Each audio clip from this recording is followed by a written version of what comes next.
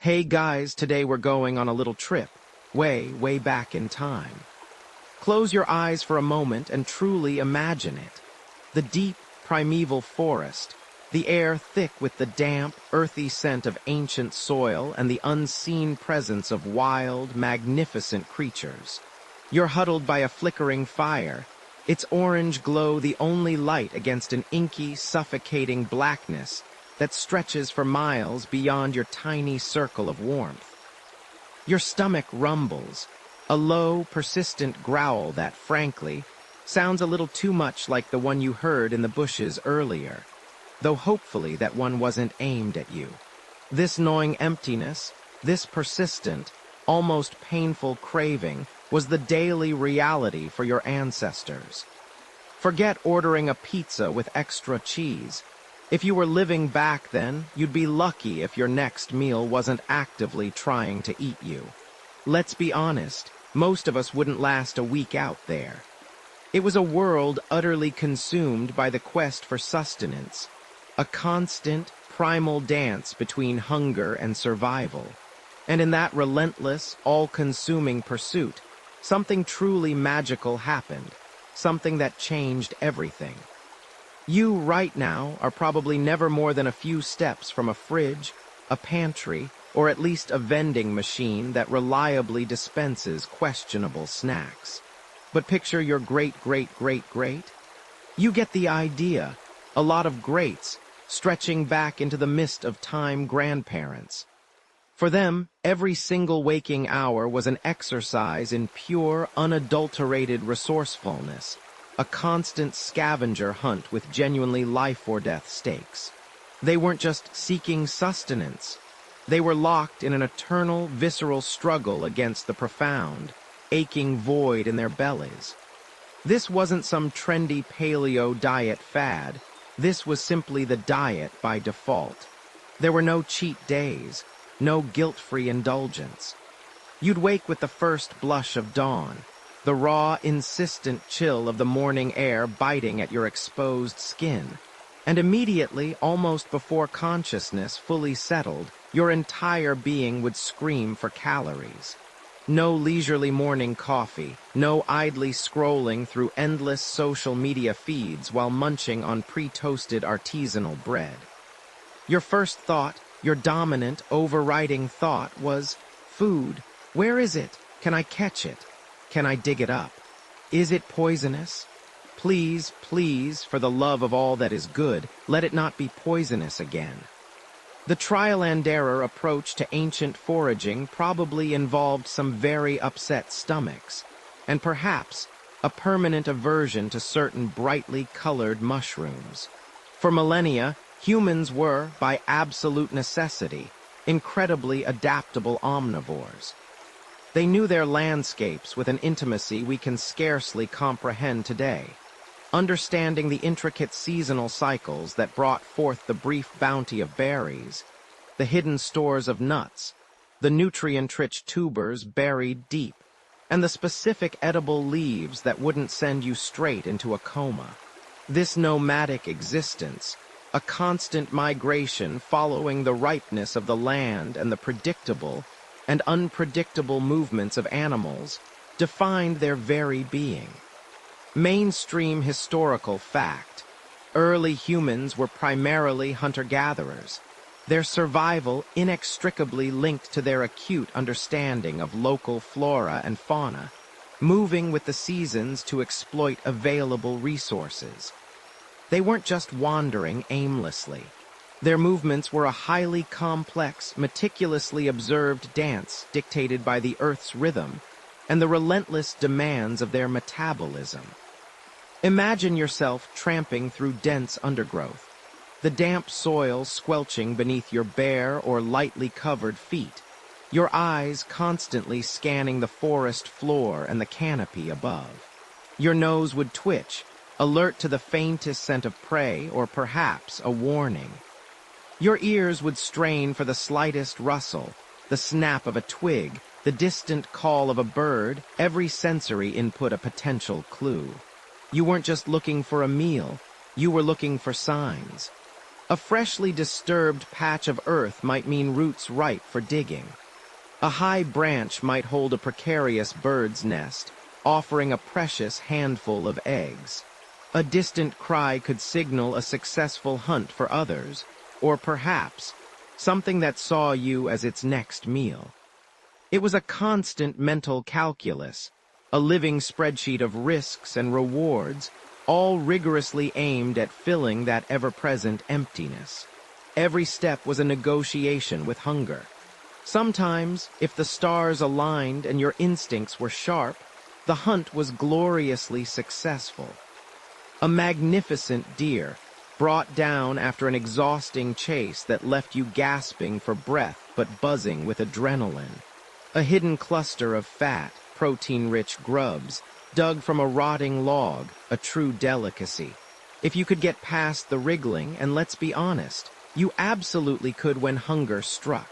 Maybe even a honey badger's nest, though you'd have to be particularly brave, or perhaps just incredibly desperate, to face those spicy, tenacious little nightmares. Honey badgers are indeed famously feisty and stubborn, if you asked any animal trying to get past them to a snack. And when you did find something, anything, it wasn't just eaten. It was celebrated, revered, savored, every single calorie precious beyond measure. There was no concept of waste. Bones were cracked for their nutrient-dense marrow. Hides were meticulously prepared for clothing and shelter. Sinews were painstakingly crafted into tools and bindings. Every single part had a profound purpose, because you knew with absolute certainty that tomorrow the hunger would return, just as fierce and demanding as today. But what about the times the hunt failed? What about the harsh, unforgiving winters or the prolonged droughts, when the usual bounty simply wasn't there, when the animals had moved on and the plants withered? This is where the true ingenuity and boundless adaptability of early humans shone. They experimented, they tried everything, and I mean everything, quirky fringe tidbit, evidence from ancient coprolites, fossilized poop.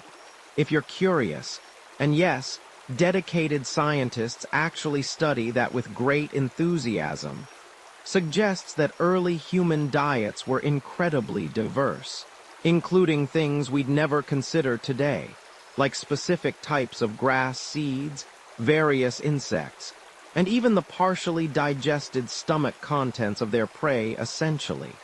A prehistoric, pre-packaged, if slightly unappetizing, salad.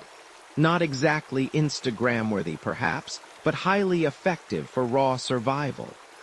This constant, unrelenting push for calories wasn't just about physical survival. It profoundly shaped their entire society, their burgeoning innovations, their very thought processes, the way their brains were wired.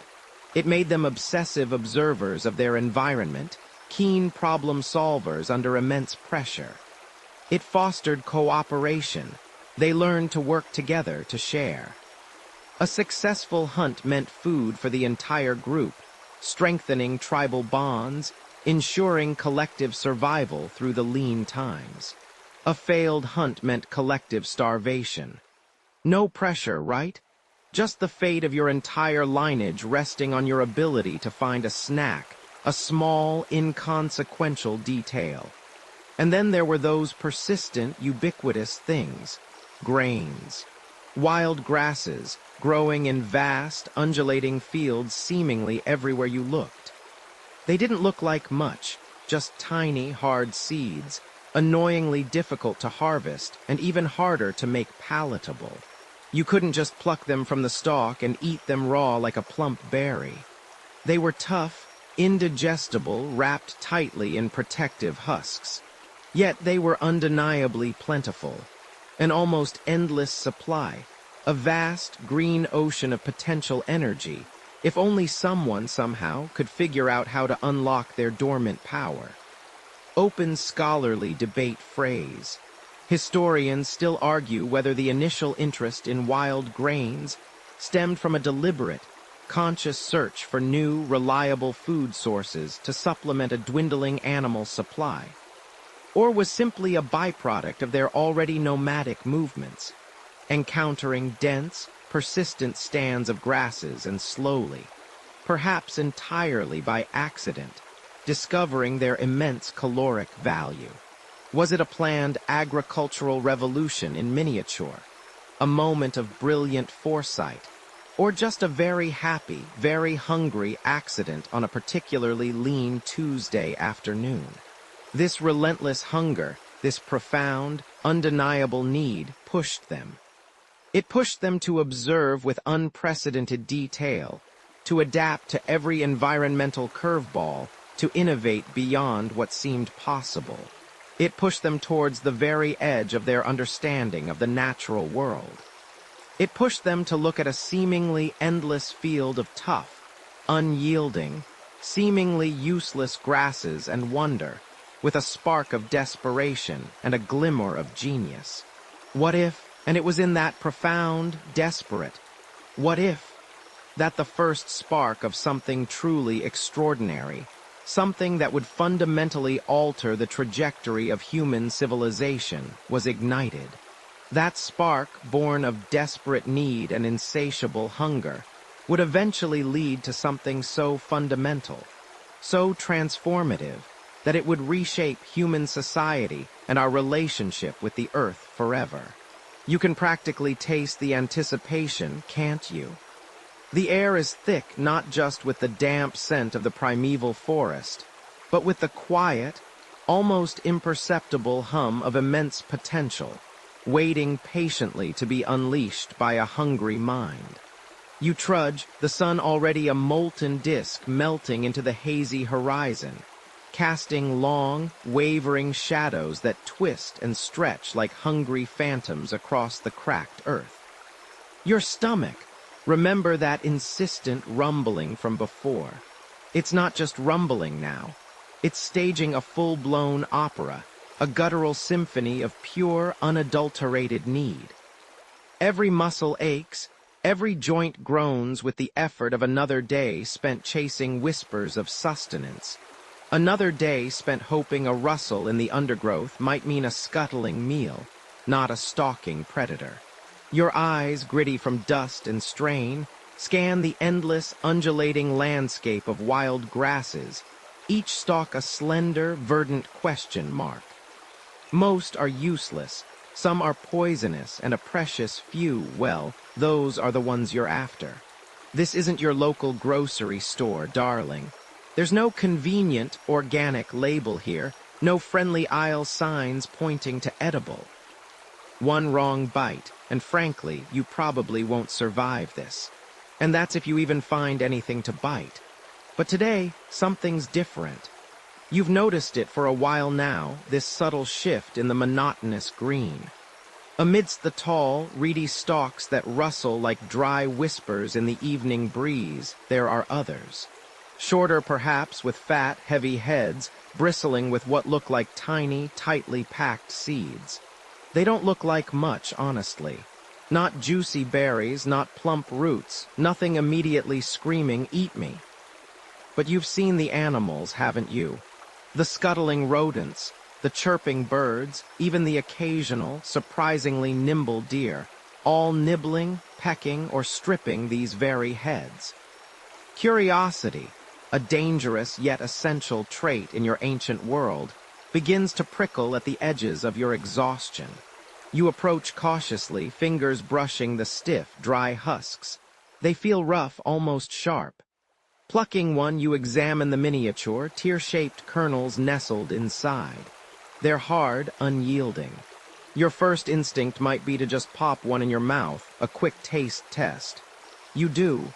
It's chalky, bland, not exactly a feast. You try chewing a handful, and it's like trying to masticate tiny pebbles. Your jaw aches, and after all that effort, you still feel vaguely unsatisfied. This, my friend, is not instant gratification. This is the origin story of patience, a virtue that would become as important as a sharp stone tool in the coming millennia. Yet there's something about them. A certain resilience, a promise of dense, sustained energy hidden within that stubborn exterior. You start to gather them, handful by painstaking handful, stripping the heads, the tiny grains falling into your cupped hands or into a makeshift container woven from tough grasses. It's slow work, backbreaking, but the sheer abundance is staggering compared to the sporadic success of hunting or root digging. These wild grasses, we now know, were primarily ancestral forms of what we call wild barley and wild emmer wheat, both native to the Fertile Crescent region of the Near East. This part of the world, with its diverse climates and abundance of these specific grasses, became a crucible for one of humanity's greatest discoveries. Imagine the sheer, mind-boggling volume of calories just sitting there, waiting to be claimed, if only you could figure out how to unlock them. It was like finding a vast, edible treasure chest, but with a lock that required more than just a key. It required ingenuity.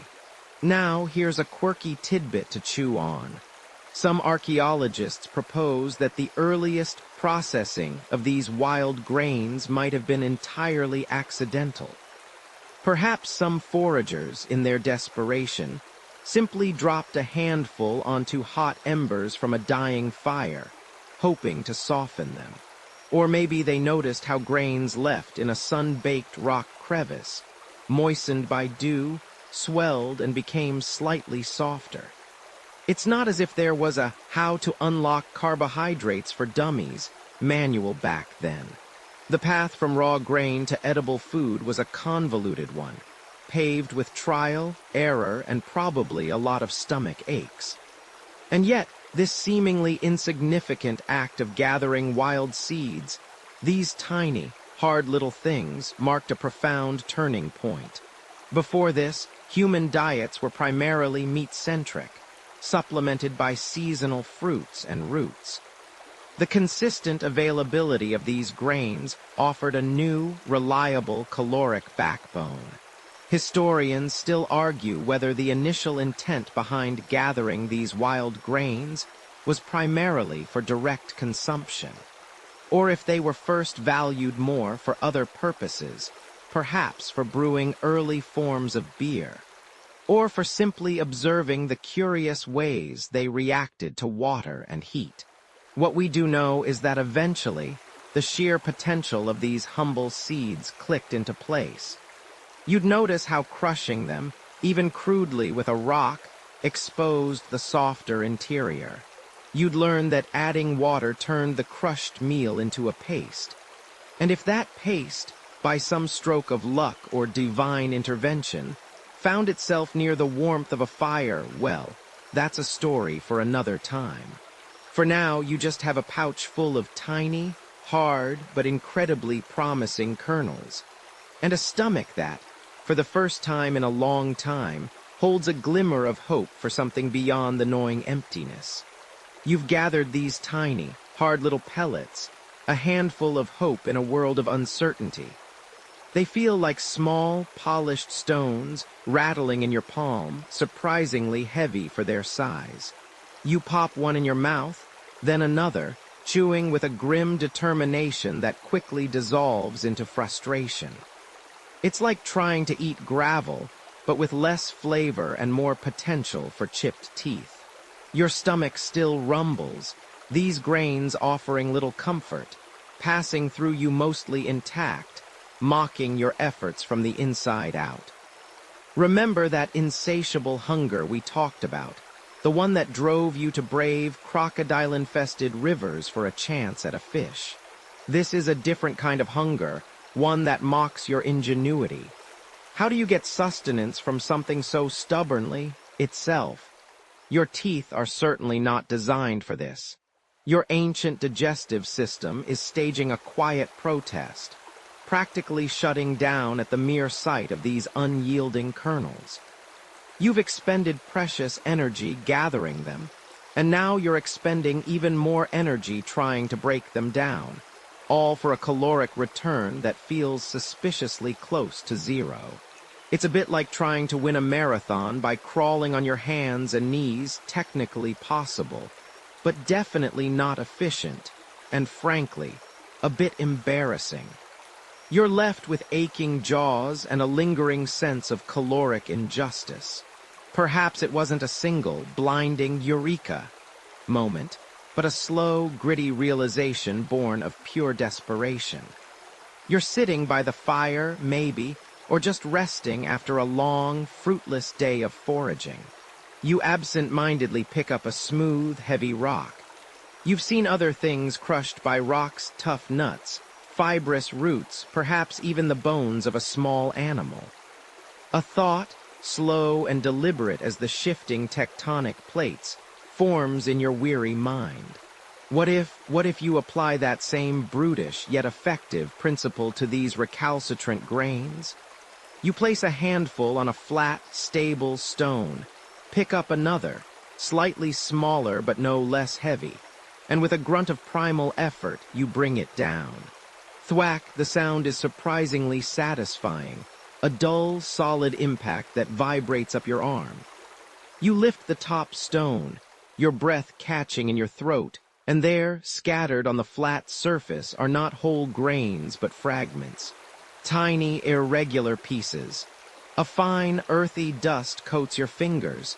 You rub it between your thumb and forefinger. It feels coarse, granular, but distinctly different from the unbroken kernel. You repeat the motion. Thwack, thwack, thwack. Your arm aches already, the muscles protesting, but a new scent begins to waft up, earthy, slightly sweet, distinct from the raw, almost musty smell of the intact grain.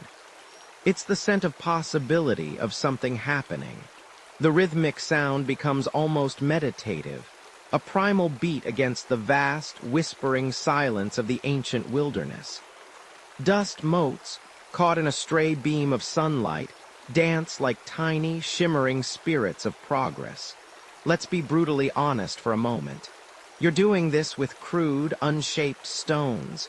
There's no ergonomic design here, no easy grip. Your hands will blister, your back will ache. Your shoulders will scream in protest, feeling like they're about to abandon your torso entirely.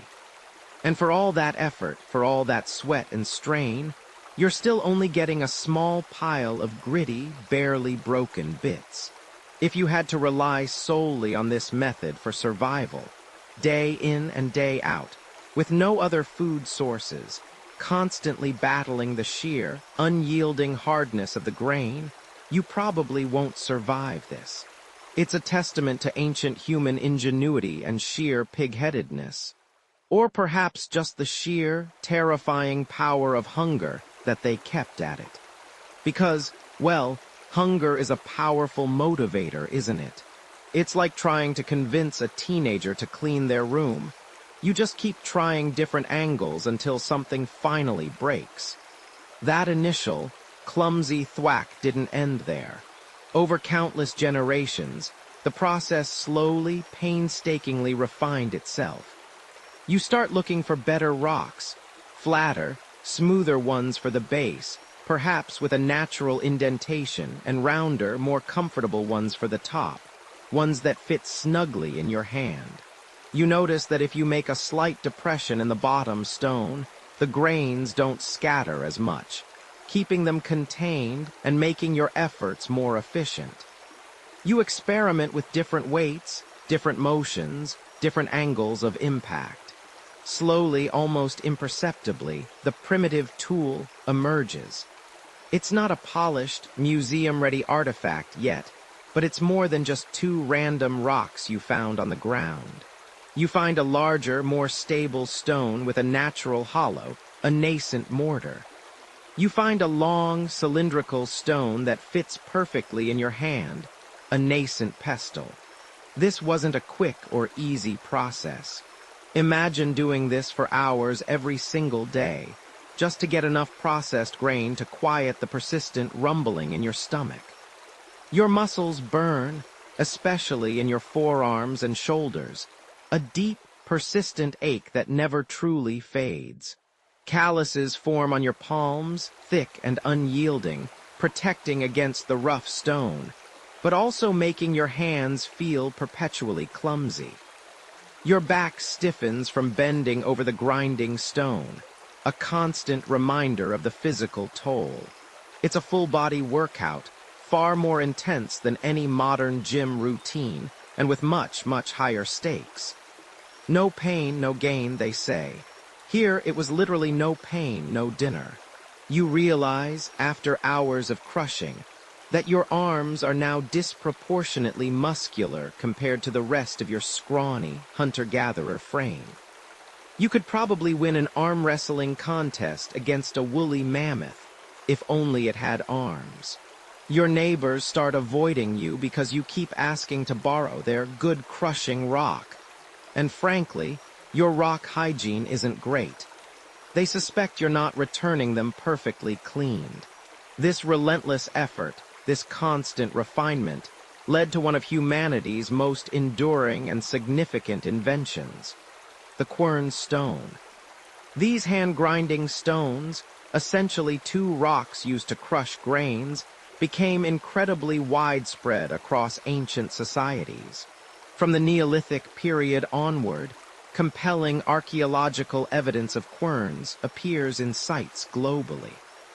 It's a foundational technology, almost as significant as the control of fire or the invention of the wheel, yet often overlooked in our grand narratives of human progress. Every household, it seems, had its own set, a testament to its necessity.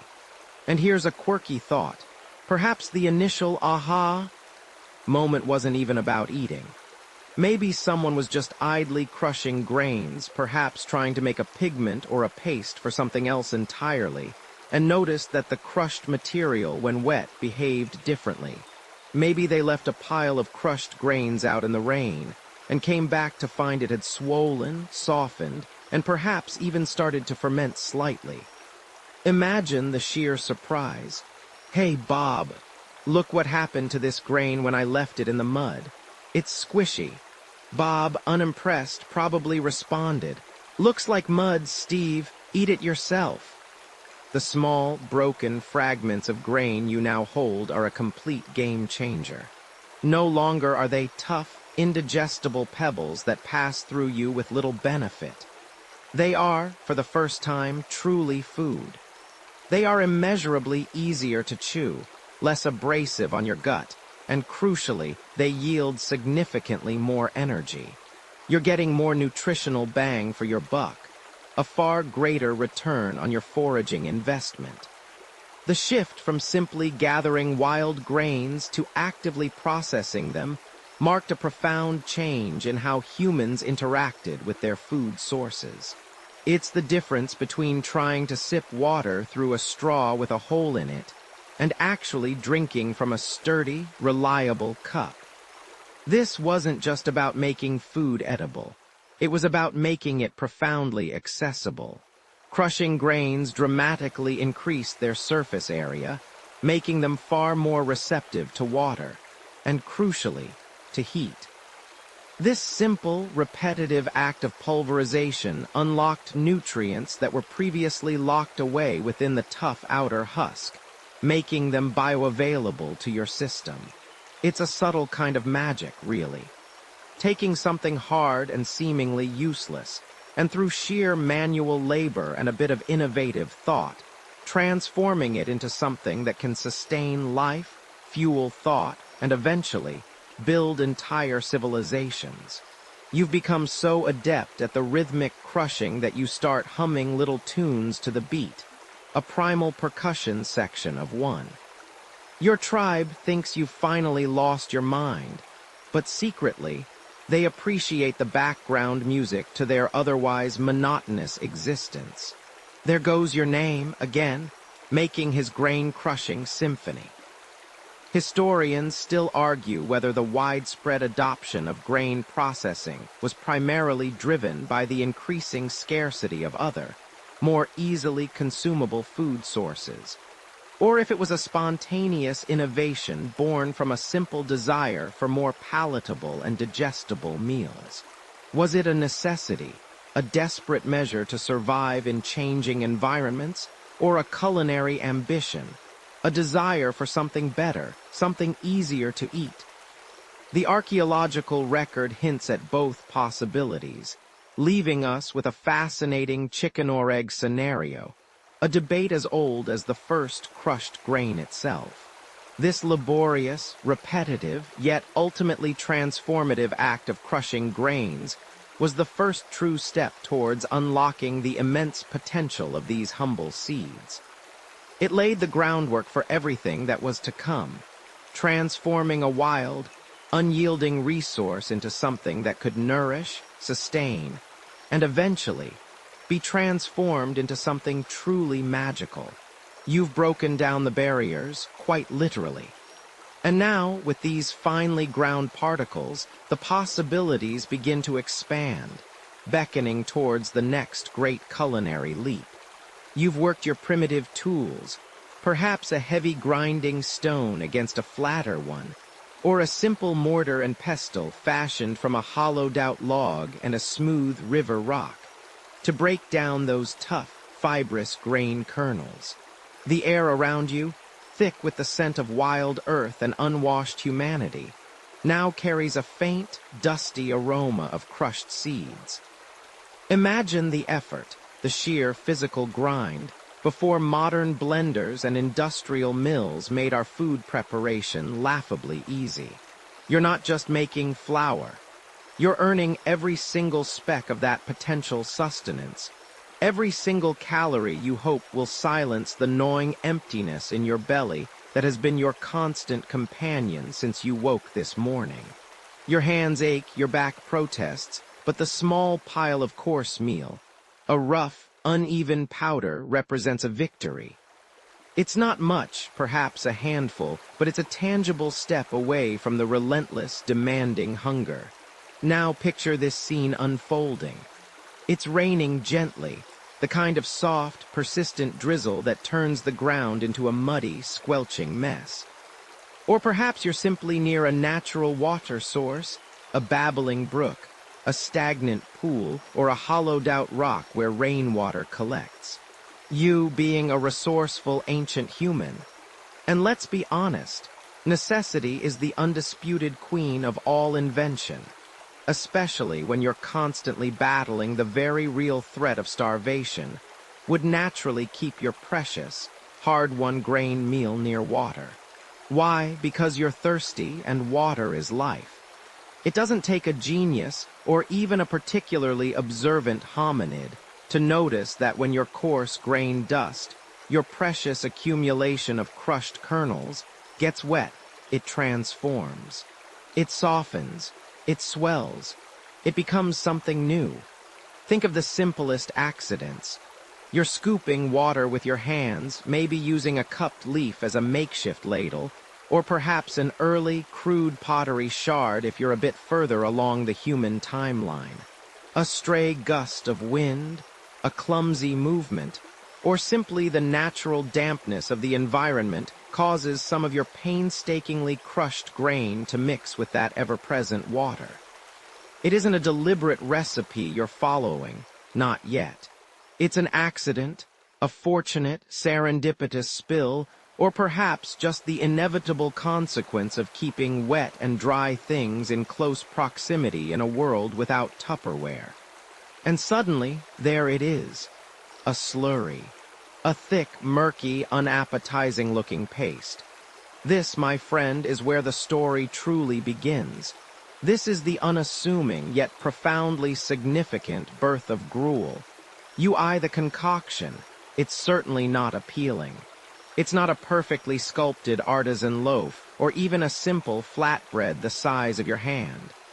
It's gloop, a viscous, earthy-smelling, somewhat gritty gloop, but it's ingestible gloop. And when hunger is a constant, screaming companion in the pit of your stomach, ingestible trumps delicious every single time without question. You cautiously dip a finger, perhaps out of curiosity, perhaps out of desperation, and taste it. It's earthy, gritty, bland, perhaps a little bitter depending on the wild grain you've managed to forage. But crucially, undeniably, it provides calories. It fills the void. It gives you energy, albeit slowly released, a steady drip of sustenance rather than a sudden burst. It's a game changer.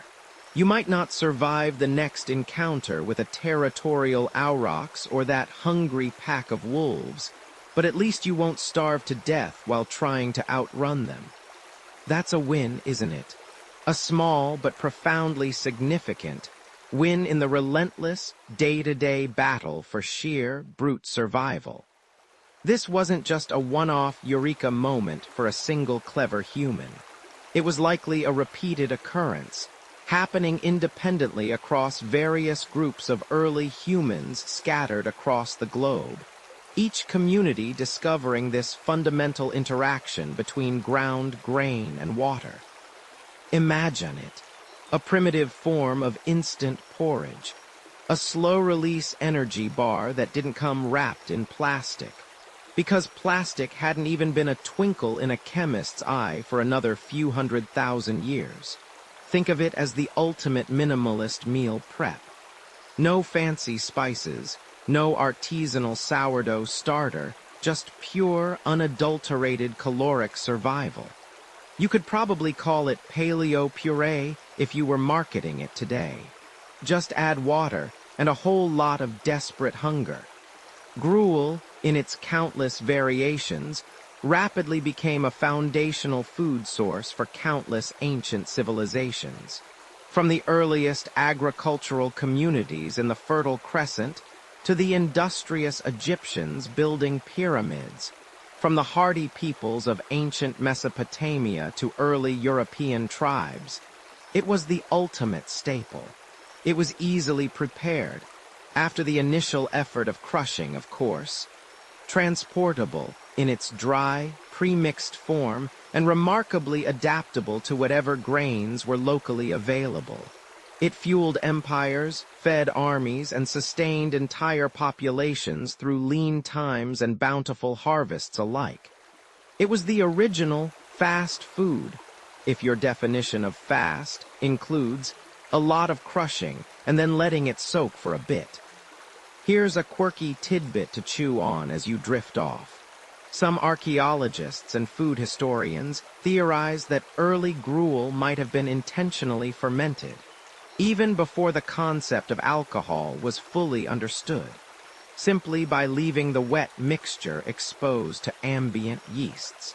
The resulting slightly alcoholic, mildly effervescent gruel would have been not only easier to digest due to the pre-breakdown of starches, but also provided a very mild, perhaps even unnoticed, buzz, making a harsh existence a tiny bit more tolerable.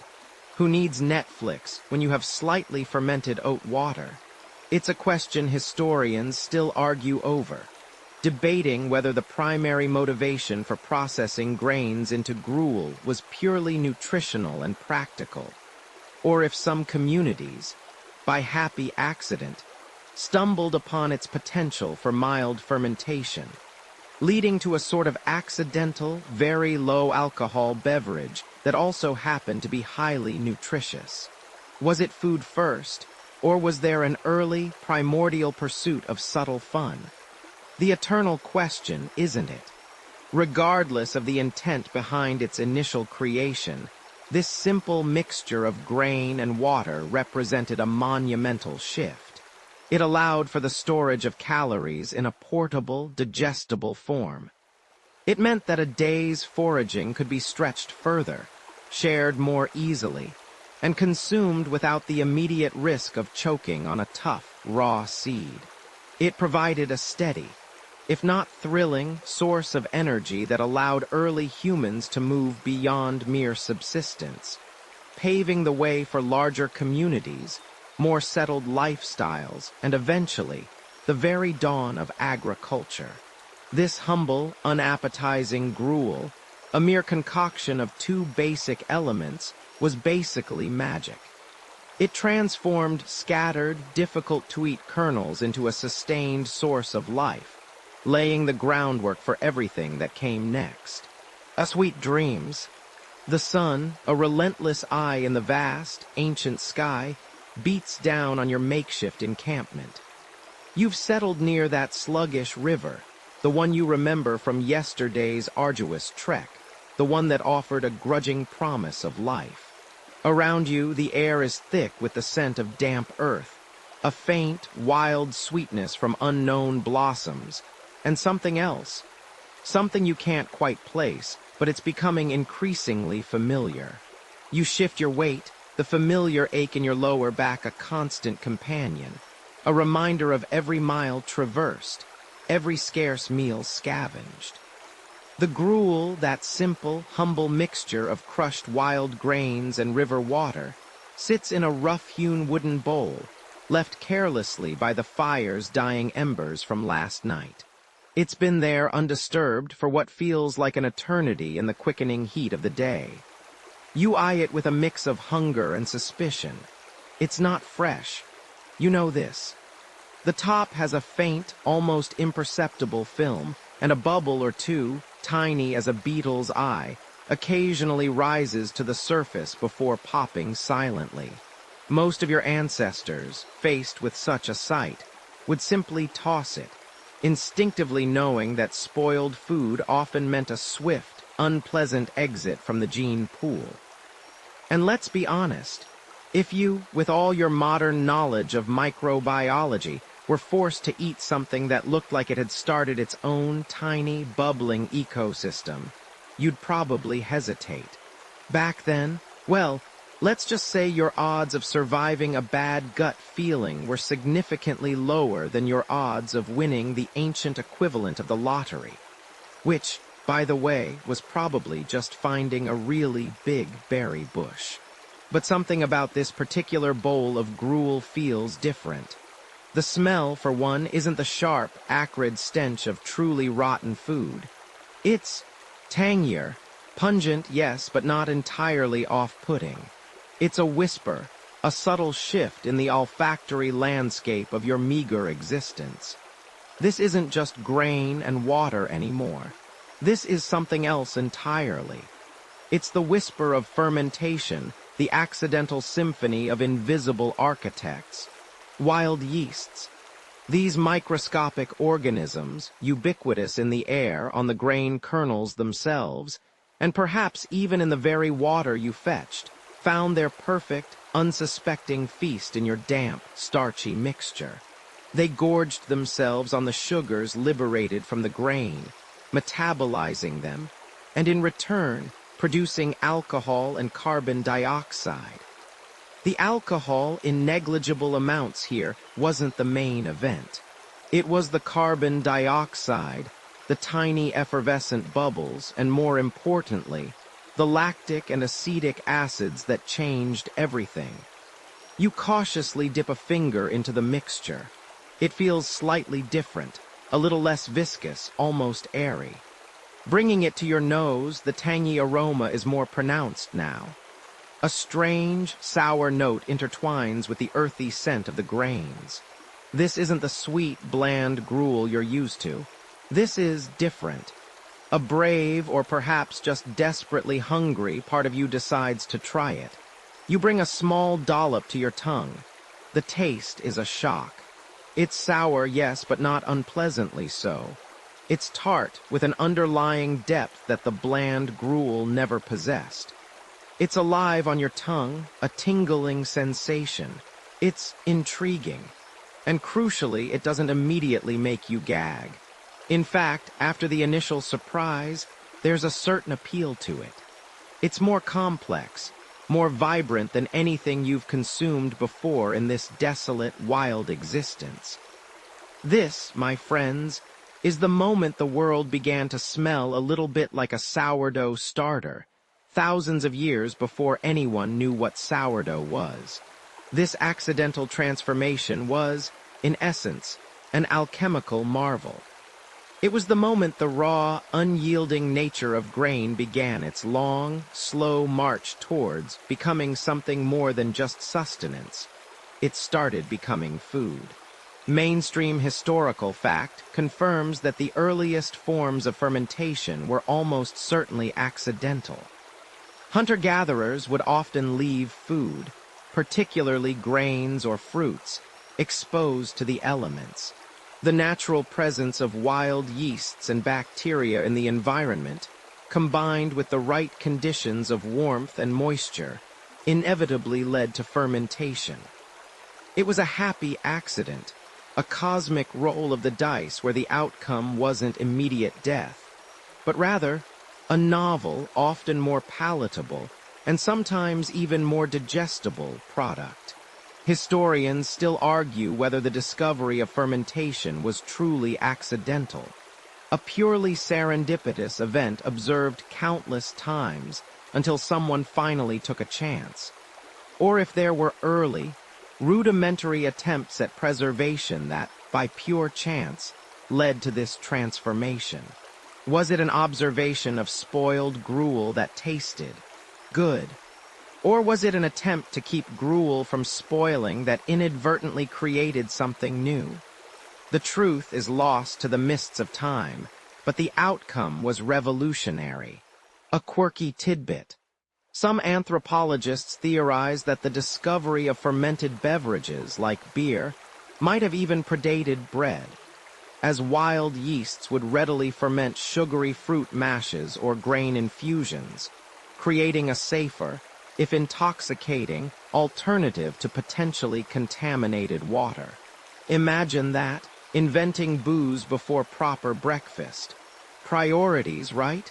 But back to your gruel. The sourness, initially a mark of spoilage, became a sign of something new, something that hinted at a deeper potential. It changed the texture, making it lighter, almost fluffy in comparison to the dense, heavy gruel. It was more digestible, too, as the fermentation process partially breaks down complex carbohydrates, making the nutrients more accessible to your ancient gut. It wasn't quite bread yet, not by a long shot. But this accidental souring, this whisper of wild yeasts, was the very first step on the path to baking. It proved that grain, when left to its own devices with the right microscopic helpers, could transcend its humble origins and become something truly magical. The gruel, once just a means to survive, had now, quite literally, developed a personality, and a slightly tangy one at that. You're still there, aren't you? Dreaming of that slightly sour, slightly bubbly gruel, remember. The one that, by some happy accident of nature, or perhaps, just a particularly unhygienic squirrel had begun to transform. It's sitting there in your crude, makeshift container, maybe a hollowed-out log or a large, sun-baked clay pot that's more whole than pot. The air around you is cool, but a welcome warmth radiates from the nearby embers of your fire. You can feel the slight sting of smoke in your nostrils, an ancient perfume that signals safety and sustenance. Now, imagine this. You've gathered some stones. Not just any stones, mind you. These are flat, smooth, like the kind you'd skip across a glassy lake, if you weren't currently worrying about being dinner for something with more teeth than social graces.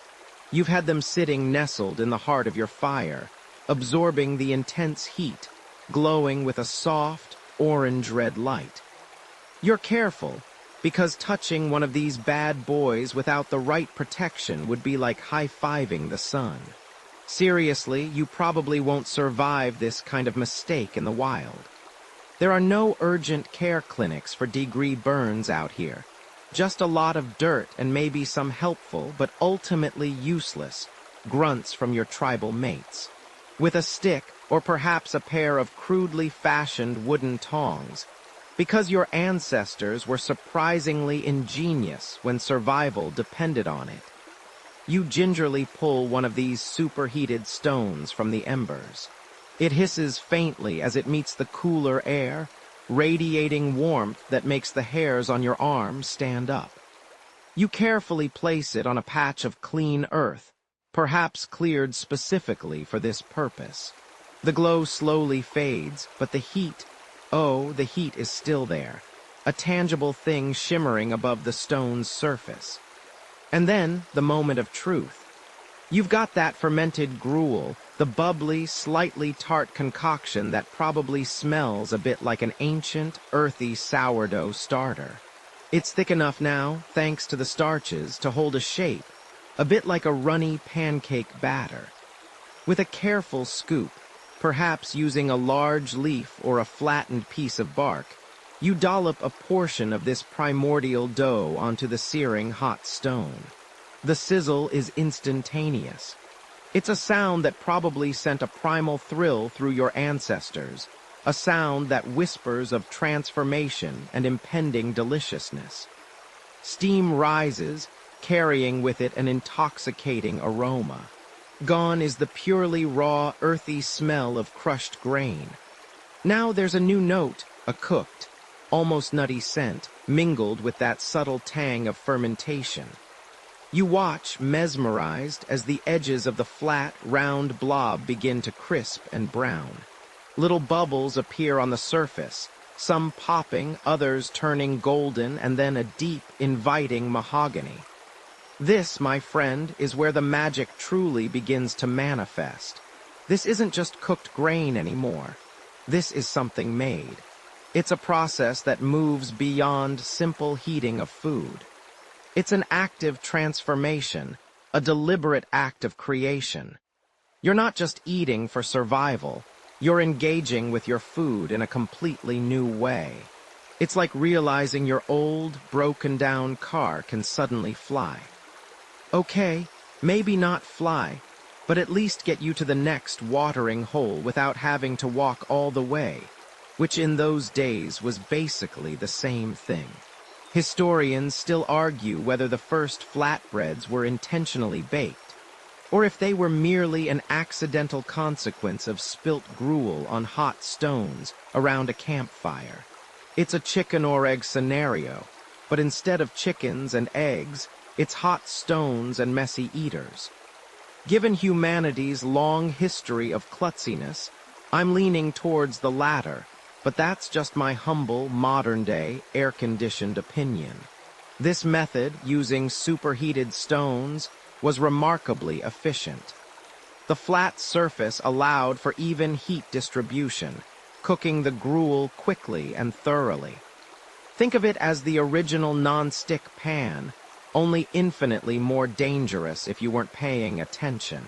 It meant you didn't need complex ovens or elaborate cooking structures. All you needed was a fire, some suitable stones, and that wonderfully fortuitous fermented gruel. This innovation, simple as it was, spread rapidly. Evidence of stone-based cooking has been found in archaeological sites across the globe, from the Middle East to Australia, suggesting its independent invention or rapid diffusion among early human populations.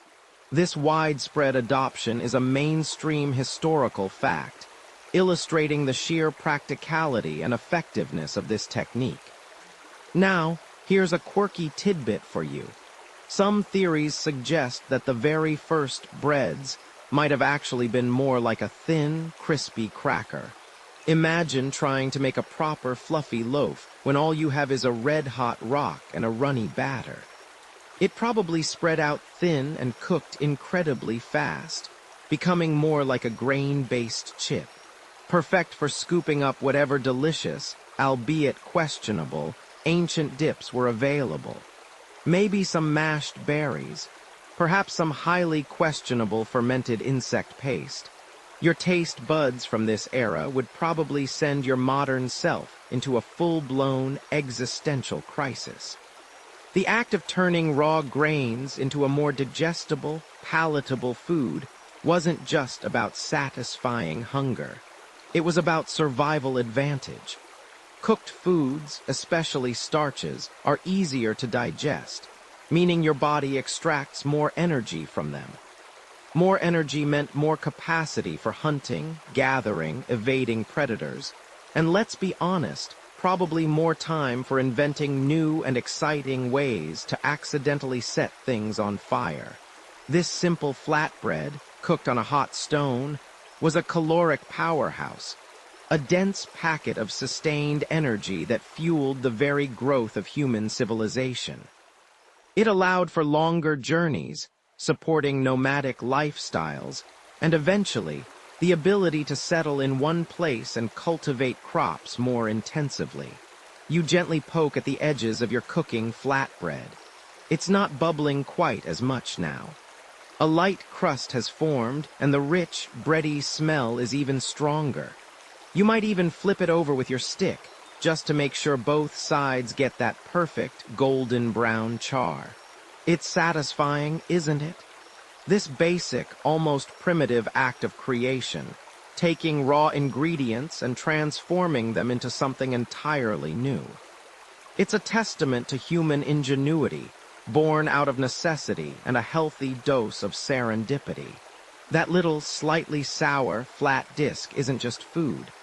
It's a silent revolution, cooked right there on a humble, glowing stone.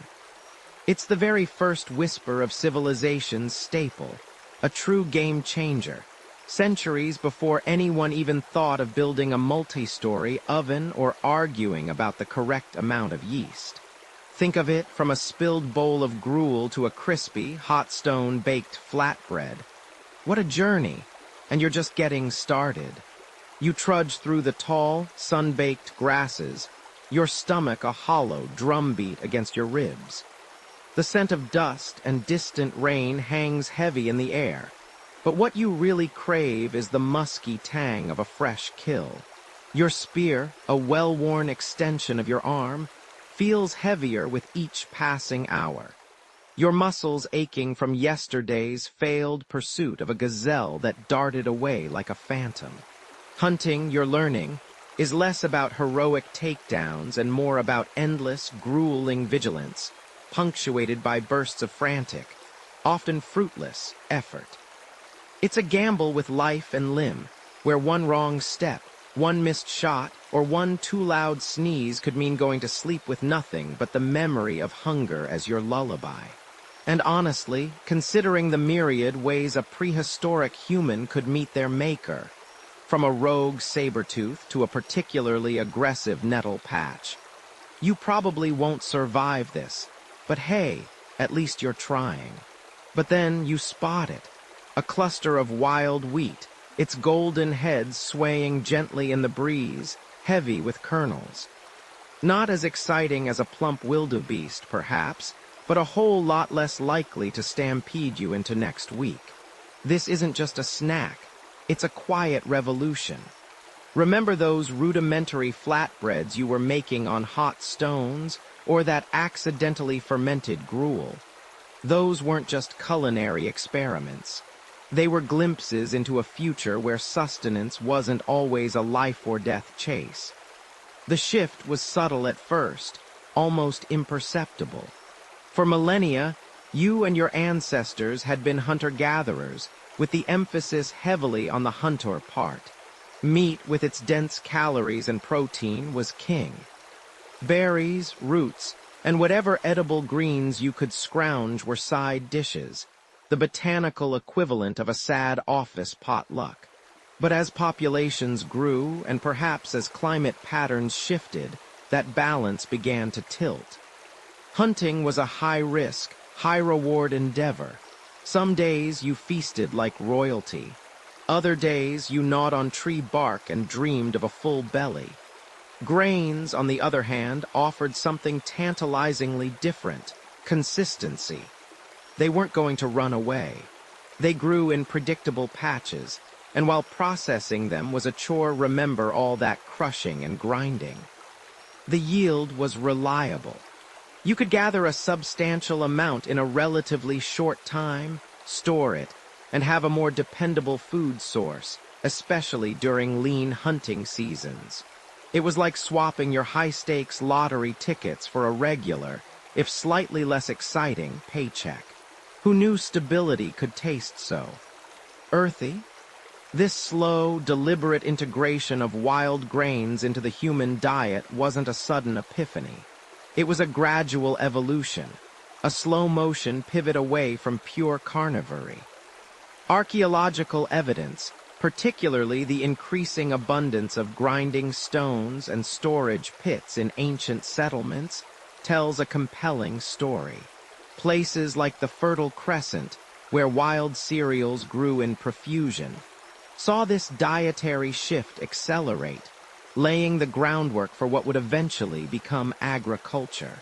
It's a mainstream historical fact that the Natufian culture, for instance, a pre-Neolithic people residing in the Levant around 12,500 to 9,500 BCE, showed significant signs of exploiting wild cereals, even before full-blown cultivation began. They lived in settled or semi-settled communities, which would have been nearly impossible if they were solely reliant on the unpredictable bounty of the hunt. Now, for a slightly quirky tidbit, some researchers propose that the increased consumption of starchy wild grains actually led to changes in human tooth morphology. Our teeth, optimized for tearing and chewing tough meat and fibrous plants, began to show where patterns indicative of processing more abrasive grains. There's even a theory that the shift to grains inadvertently increased the prevalence of dental cavities, turning ancient humans into accidental pioneers of the world's first dental woes. So next time you complain about flossing, just remember, it could be worse. You could be an ancient human with no dentist and a diet of gritty flatbread. Historians still argue whether the primary driver for this dietary shift was necessity, perhaps a decline in large game animal populations, or opportunity, the sheer abundance and caloric potential of wild grains once their processing was understood. Was it desperation that pushed us towards farming, or simply the realization that there was an easier way to fill our stomachs without constantly dodging an enraged mammoth? Regardless, what started as an occasional supplement became a significant component, reshaping not just what you ate, but how you lived. The impermanence of the hunter's life, always on the move, slowly gave way to a more rooted existence, tethered to the very patches of land where those golden grains swayed. You were still a hunter, yes, but increasingly, you were also a gatherer, and the humble grain was subtly, but profoundly, changing your world. Bullet 8 settling down, agriculture's call. The need for grain cultivation encouraged a more sedentary lifestyle. You're tired. Not just, oh, I didn't get enough sleep last night tired, but bone-deep, marrow-aching, every muscle screaming kind of tired. You've been on the move for days, weeks, months even, following the herds, chasing the seasons, always searching for the next meal. The sun bakes your skin, the wind whips dust into your eyes, and every horizon promises more walking, more uncertainty.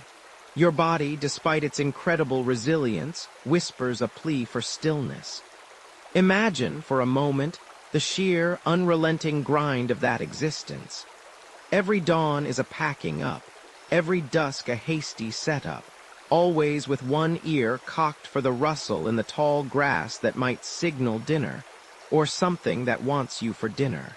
This isn't a romantic vision of freedom. This is relentless, dangerous work. Honestly, you probably wouldn't survive a week.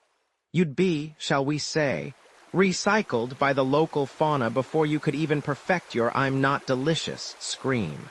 But then, a shift. A subtle, almost imperceptible change in the rhythm of life that began with those humble wild grains. The ones you learned to crush into a coarse flour. The ones that accidentally became gruel. And then, miraculously, the earliest flatbreads on hot stones. You remember that whisper of fermentation, the accidental sourness that somehow made things better. Well, those little grains, those unassuming, almost boring little seeds, they started to change everything. They offered a tantalizing promise. What if you didn't have to walk so far? What if the food came to you? The revelation wasn't a sudden, lightning bolt moment of genius. No, it was a slow, dawning realization, much like waking up on a Sunday morning and realizing you don't have to rush anywhere. You'd noticed, perhaps, that where you dropped a few seeds last season, a few more plants grew this season. It wasn't exactly rocket science, but then again, neither was putting two stones together to make a fire, and that changed the world too. You started spending more time in places where the wild grains were abundant. Instead of just harvesting, you began to tend. You'd clear away competing plants, perhaps even loosen the soil a little. It was less about hunting a fleeing gazelle and more about coaxing sustenance from the earth, like a very patient, very primitive gardener. And let me tell you, those early gardeners probably had much better core strength than your average gym-goer today, given all the bending and stooping. This wasn't a choice made lightly. Giving up the nomadic life meant giving up the freedom to chase resources when they dwindled. It meant committing to a patch of land, to the whims of the weather, to the very real possibility of a crop failure meaning starvation.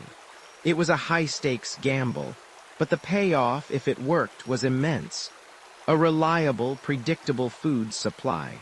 You could have a consistent breakfast, lunch, and dinner, instead of a feast-or-famine roller coaster, where dinner was sometimes just more walking. And let's be honest, after constantly being on the move, the idea of having a place where you could leave your spare spear without having to carry it for miles probably seemed like paradise. This shift, this monumental decision to stop chasing and start cultivating, is what historians affectionately, or perhaps frantically, depending on their caffeine intake, call the Neolithic Revolution. It wasn't a revolution in the sense of guillotines and angry mobs, but a profound, fundamental transformation of human society. It was the moment you started putting down roots, literally. You began constructing more permanent shelters, not just temporary lean-tos. Think of it, actual walls, a roof that didn't flap in every stiff breeze, maybe even a designated spot for your cooking fire that wasn't just over there, where the wind blows the smoke away from us. No more awkward conversations about whose turn it was to hold up the tent pole. The need for sustained grain cultivation was the absolute bedrock of this sedentary turn. Wild grains, while useful, didn't grow everywhere, and they weren't always dense enough to support a large population. But if you could encourage them, if you could plant them in fertile soil and protect them, then you could feed more mouths in a smaller area. This wasn't just about survival. It was about thriving, about creating a surplus. And with a surplus, you could do things like have more children. Or perhaps more importantly, have time to invent things like better grinding stones or bigger storage pits, or even, eventually, pottery. Because, let's be real, carrying your entire pantry in your pockets while you trek across the savannah isn't exactly efficient. One fascinating tidbit from this era is how quickly early settlements grew once this agricultural shift took hold. Places like Jericho or Catalhoyuk weren't just a few huts. They were sprawling, dense communities, often without traditional streets, where people walked over the rooftops of their neighbors' homes. Imagine the awkwardness of trying to deliver a casserole to your new neighbors when their front door is on their roof. "Honey, did you remember to bring the ladder for Mrs. Henderson's housewarming?" Of course, this new sedentary life wasn't without its drawbacks. Living in close quarters meant diseases spread more easily. Your diet, while more stable, became less diverse, potentially leading to nutritional deficiencies. And all that hard work cultivating grains could lead to repetitive strain injuries, the original tech neck, but for your back. You traded the dangers of the wild for the dangers of overcrowding and monoculture. Historians still argue whether the initial shift to agriculture was a deliberate choice for a better life, or an unavoidable adaptation to increasing population density and dwindling wild resources. Was it a moment of brilliance or a desperate pivot? But the core undeniable truth remains. The need for grain cultivation was the ultimate anchor. You couldn't just pick up your wheat field and move it. You were tied to the land, beholden to its rhythms, dependent on its generosity. This dependence forged a new relationship between humanity and the earth, one that would define civilizations for millennia. And all because those tiny, unassuming grains offered you a chance to stop walking, to build, to settle, and eventually to perfect the art of baking. After all, who wants to trek 20 miles for a flatbread when you can grow the ingredients right outside your mud brick front door? It's far less dramatic, but infinitely more delicious. You've tasted the freedom of the nomad, the thrill of the hunt, but you've also known the gnawing emptiness of an unsuccessful day. Now, you stand on the cusp of something entirely new, something that will change everything, perhaps even more profoundly than that accidental sour gruel you've grown to tolerate. You look out over a landscape that is, well, it's not exactly a verdant paradise year-round, but it has potential. So much potential. This is the Fertile Crescent, a generous arc of land stretching from the Persian Gulf, through what will someday be modern-day Iraq and Syria, down into Israel and Jordan, and then skirting the Mediterranean coast. It's got rivers, the Tigris and Euphrates, specifically, which are, let's be honest, glorified mud puddles for much of the year. But when they decide to flood, they do it with enthusiastic abandon, leaving behind rich, silty deposits that are just begging for something to grow in them. Imagine the air, heavy with the scent of damp earth after a good rain, the subtle, sweet aroma of wild grasses swaying gently in the breeze. You can almost hear the soft hum of unseen insects, the delicate rustle of dry stalks as a gentle gust passes through. You feel the sun, warm and life-giving, on your skin, a sun that promises bounty, but also demands respect for its power. And in this particular stretch of land, there are patches of those familiar wild grains, the ones you've been diligently foraging, patiently crushing, and occasionally accidentally fermenting. But something is different now. The idea has taken root, a tiny seed of an idea just like the ones you hold in your hand. Instead of simply finding these precious grains, what if you could make them grow right where you want them, in quantities you could only dream of? This is where the truly deliberate chapter of humanity's relationship with food begins. This region, often dubbed the cradle of civilization, wasn't just lucky with its rivers. It was also naturally home to the wild ancestors of what would become humanity's most important staple crops, specifically emmer and einkorn wheat and barley. These weren't just any old weeds. These were the supermodels of the ancient plant kingdom, ready for their close-up and mass production, just waiting for a visionary like you, to notice their potential. You notice the plants that drop their seeds easily, the ones that are plump and robust. You also start to notice the ones that don't drop their seeds so readily, the ones whose grains stick to the stalk, making them easier to harvest. These are the ones you'll favor. This unconscious selection over generations will gradually lead to domesticated plants, entirely reliant on humans for their propagation. The shift isn't instantaneous, of course.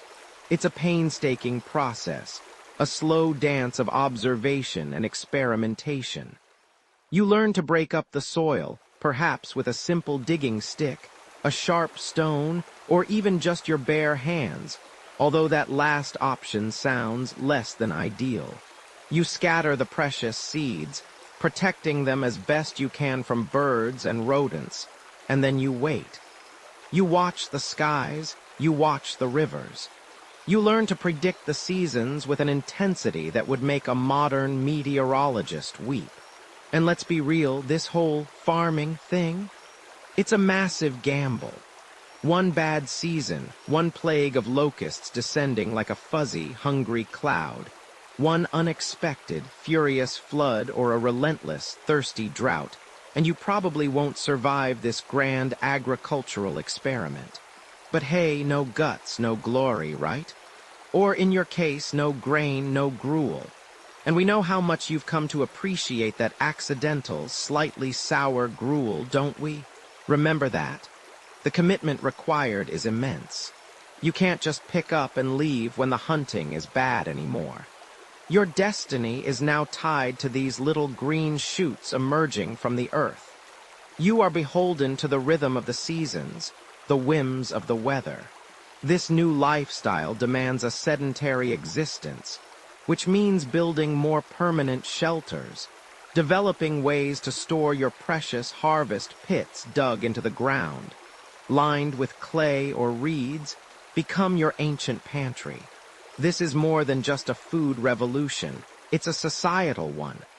More hands are needed for planting, for weeding, for harvesting. Family units expand, then coalesce into larger groups, eventually forming villages. You're no longer just a collection of nomadic individuals. You're a community, bound by the shared goal of a successful harvest. Now, here's a quirky thought that has bubbled up in recent scholarly circles.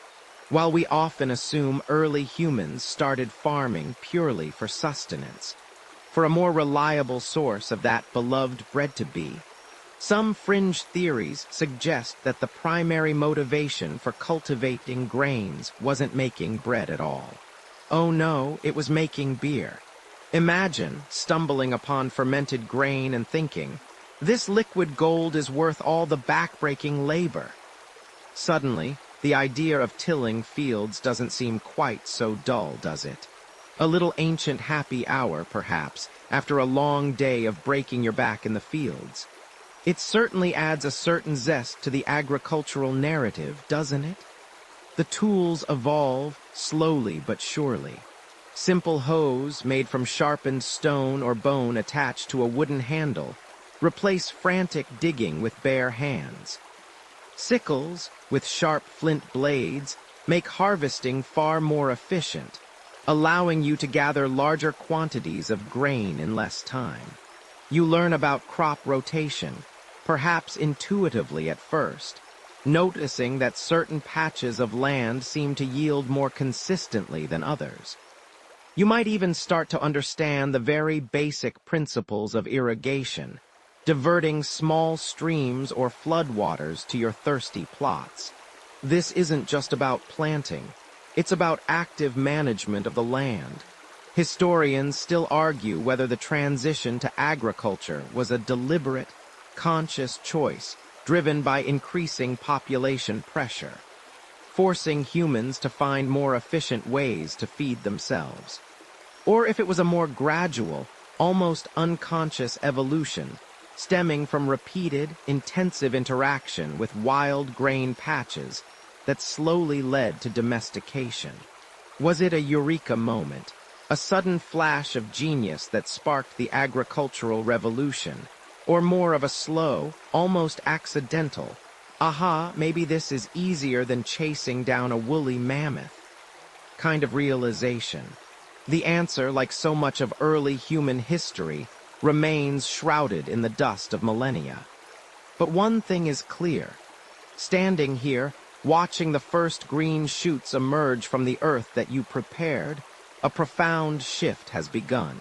You are no longer just a gatherer.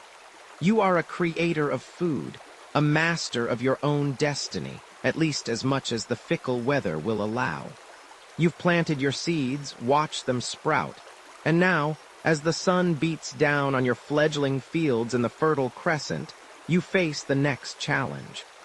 Those hardy grains, the ones that promised you a steady meal, are still just Seeds, hard, unyielding little nuggets designed by nature to protect their precious insides. You can try chewing them, certainly. Go on, give it a go. Feel that satisfying crunch. That's your tooth enamel politely introducing itself to a very firm object.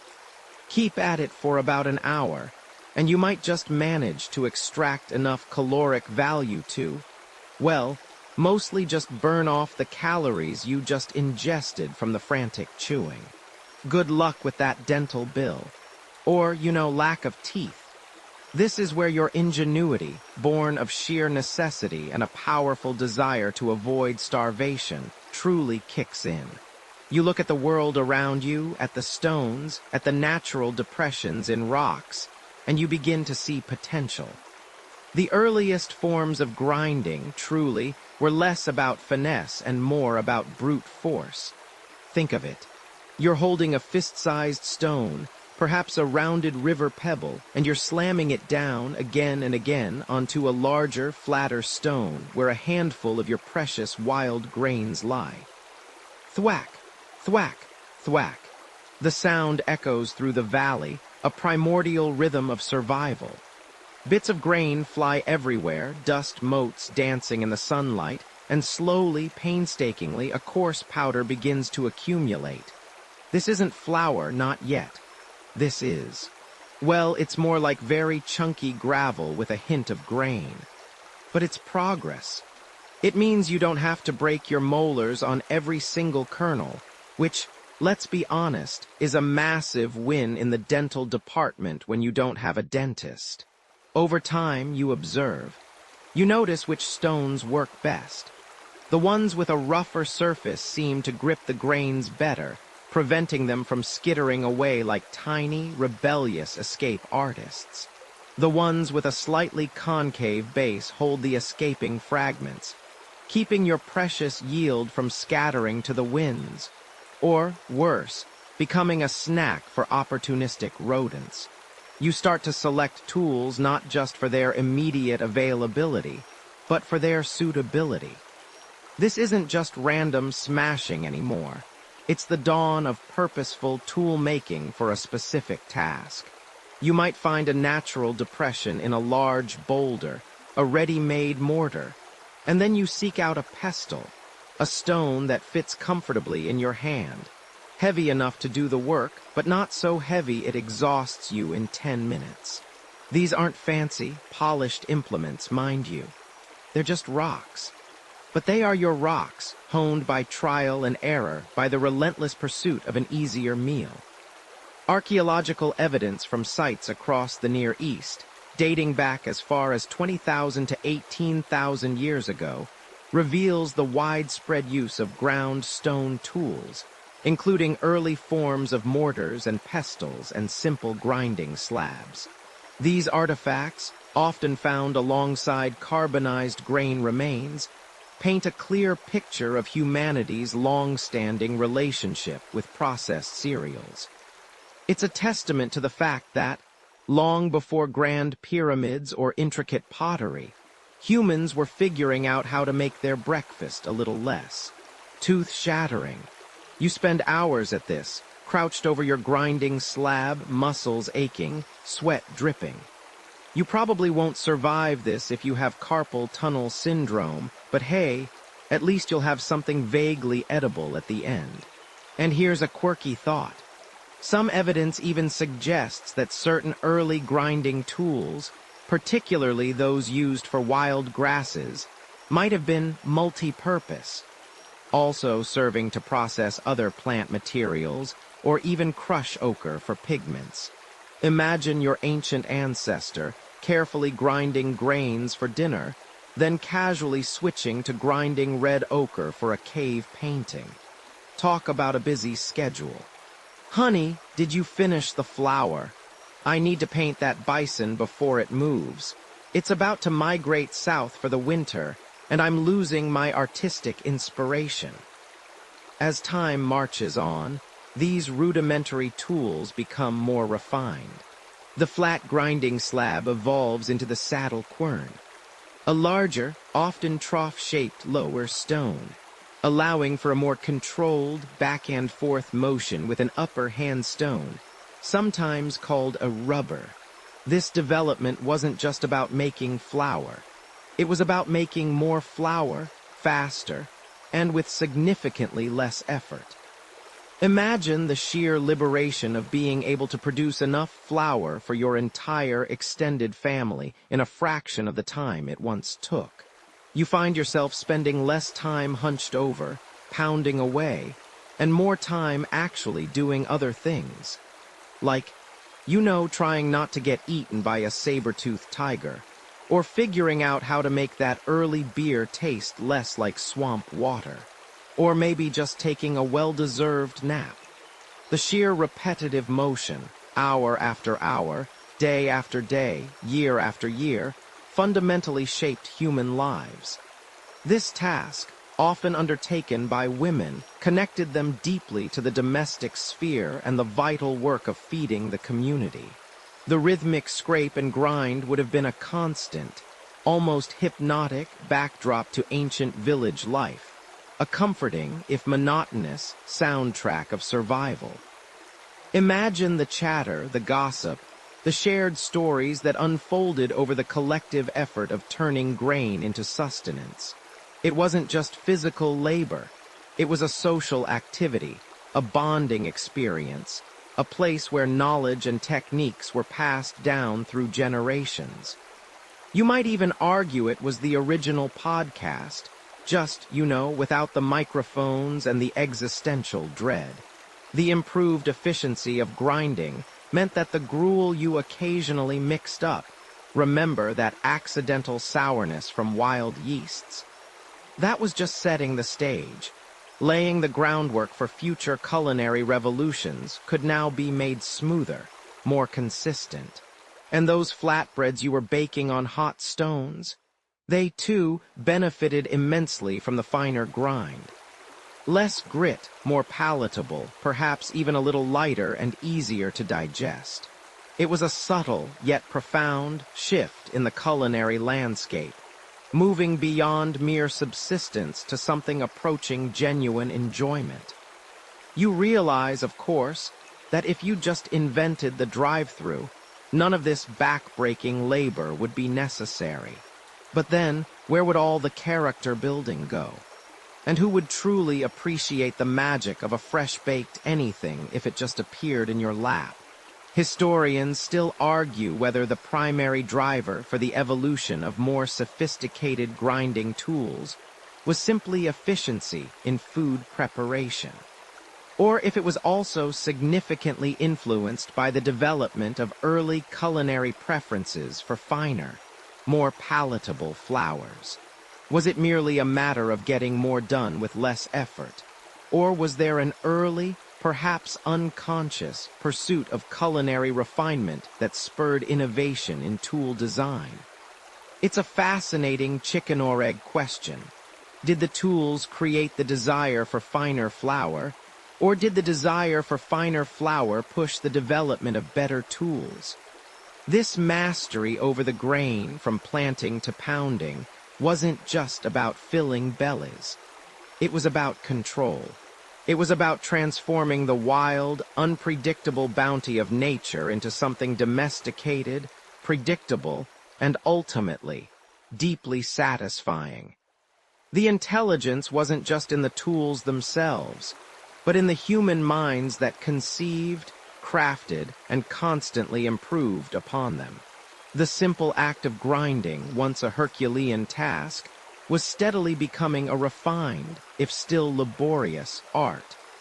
It laid the groundwork for entire civilizations, for the very idea of settled life. The whisper of progress, once just a faint rustle in the wild grasses, was now the steady, reassuring thud-scrape of the grinding stone, echoing through the nascent villages of humanity, promising a future built on flour. You are literally pounding out the future, one grain at a time. And frankly, your teeth are thanking you for it. You've mastered the grindstone, haven't you? You're a lean, mean, flour-making machine, turning tough, wild grain into a fine, versatile powder. But now, as the sun dips below the horizon and you clutch your newfound treasure, a small, precious pile of milled grain, a new problem emerges from the shadows. Where do you put it? You can't just leave it scattered on the dirt floor of your cave, can you? Not if you want it to be there tomorrow, or next week, or, heaven forbid, next month. This isn't just about tidiness, this is about survival. You've tasted the bitter tang of hunger, the gnawing emptiness that makes every fiber of your being scream for sustenance. You know intimately what it means to go without. And suddenly you hold the key to not going without, at least for a little while. This isn't merely food. It's a promise, a future meal, a bulwark against the ever-present specter of starvation. Imagine it. The crisp, dry air of the late harvest season. The bounty of the fields lies before you, far more than you can eat in a single day or even a single week. This is a revolutionary concept, isn't it? For millennia, your ancestors lived hand-to-mouth, their lives a perpetual tightrope walk between finding enough to eat and succumbing to the harsh realities of the wild. Every berry foraged, every animal hunted, was for immediate consumption. There was no pantry, no larder, no leftovers to speak of beyond a day or two. Now, with cultivated grains, you face a delightful, yet equally challenging predicament: abundance. And if you don't figure out how to keep this abundance, it will spoil, rot, or be devoured by hungry critters. And trust me, sharing your hard-won grain with a family of particularly audacious rodents is a level of generosity you probably won't survive. So you begin to experiment. You watch the ants, industrious little architects of their underground larders, and you learn. You observe how certain dry caves keep things longer, how woven baskets, sealed with mud, protect against moisture and pests.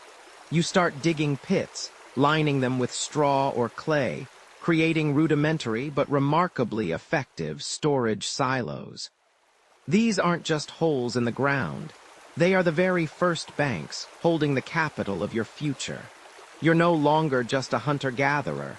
You're becoming a strategic investor in your own survival. This shift from immediate consumption to planned storage represents one of the most profound leaps in human history. It's the moment food security truly arrives. No longer are you entirely at the mercy of the seasons or the unpredictable migrations of game. You have reserves. You have options. When the winter winds howl and the snow blankets the ground, you can reach into your earthen store and pull out the golden kernels, a tangible connection to the sun-drenched days of harvest. This surplus doesn't just feed you. It frees you. It frees you from the constant, exhausting search for food, allowing for other pursuits. Tool making, community building, perhaps even the occasional nap that doesn't feel like a life-threatening luxury. Mainstream historical fact time. Early granaries, dating back some 11,000 years, have been unearthed in the Near East, particularly in regions like the Fertile Crescent. Remember that cradle of civilization we talked about. These weren't just random holes. They were purpose-built structures, often round, plastered with mud, designed to keep grain dry and safe from pests. Imagine the innovation, the sheer forward-thinking involved in designing a structure not just for immediate use, but for the future. It's like discovering the concept of a savings account for your entire tribe. And here's a quirky tidbit for you. Some early storage methods weren't just about keeping things dry. There's archaeological evidence suggesting that in certain ancient cultures, grains were sometimes stored in underground pits, deliberately unlined, to allow for a slight fermentation process. The resulting slight acidity could actually deter pests and some molds, acting as a natural preservative. So your ancestors weren't just storing, they were accidentally, or perhaps intuitively, dabbling in food chemistry.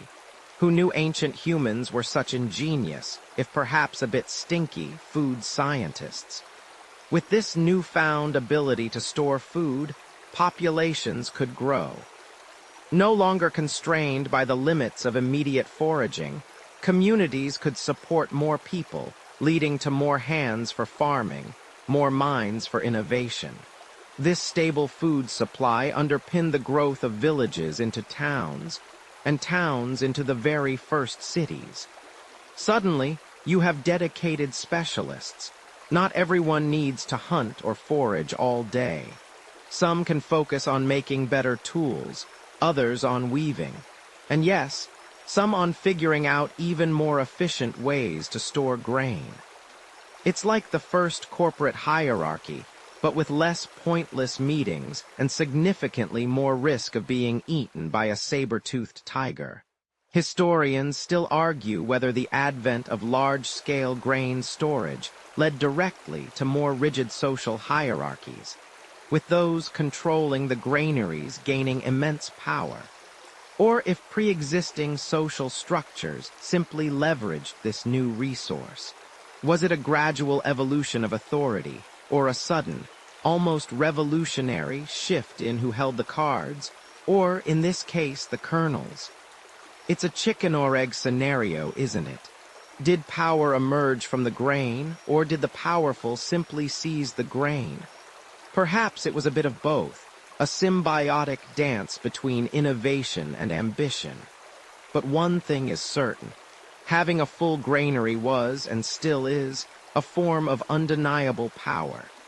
This predictability, this buffer against scarcity, allowed for a stability that was previously unimaginable. You could plan. You could dream beyond the next meal. You could, for the first time, look at the future and see something other than an endless, desperate hunt. You could see community, growth, and the quiet hum of settled life. And all because you figured out where to put your leftovers. You've seen it, haven't you?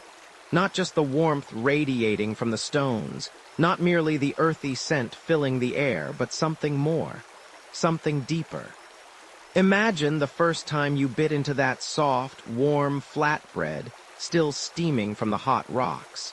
It's more than just food, it's a miracle. You, a creature of dust and desire, have coaxed life from dry seeds, transformed humble grains into something utterly nourishing, utterly sustaining. It feels magical. And when something feels magical, especially when it keeps you from staring down the barrel of a permanent dirt nap, your ancient brain, always on the lookout for patterns and pronouncements from the heavens, starts connecting the dots. This isn't just sustenance anymore, it's a blessing. It's a gift from whatever powers your people believed governed the sun, the rain, the very earth beneath your bare feet. Think about it. You plant a tiny, insignificant seed, you wait, you water. And then, seemingly from nothing, a stalk emerges, bearing hundreds more seeds.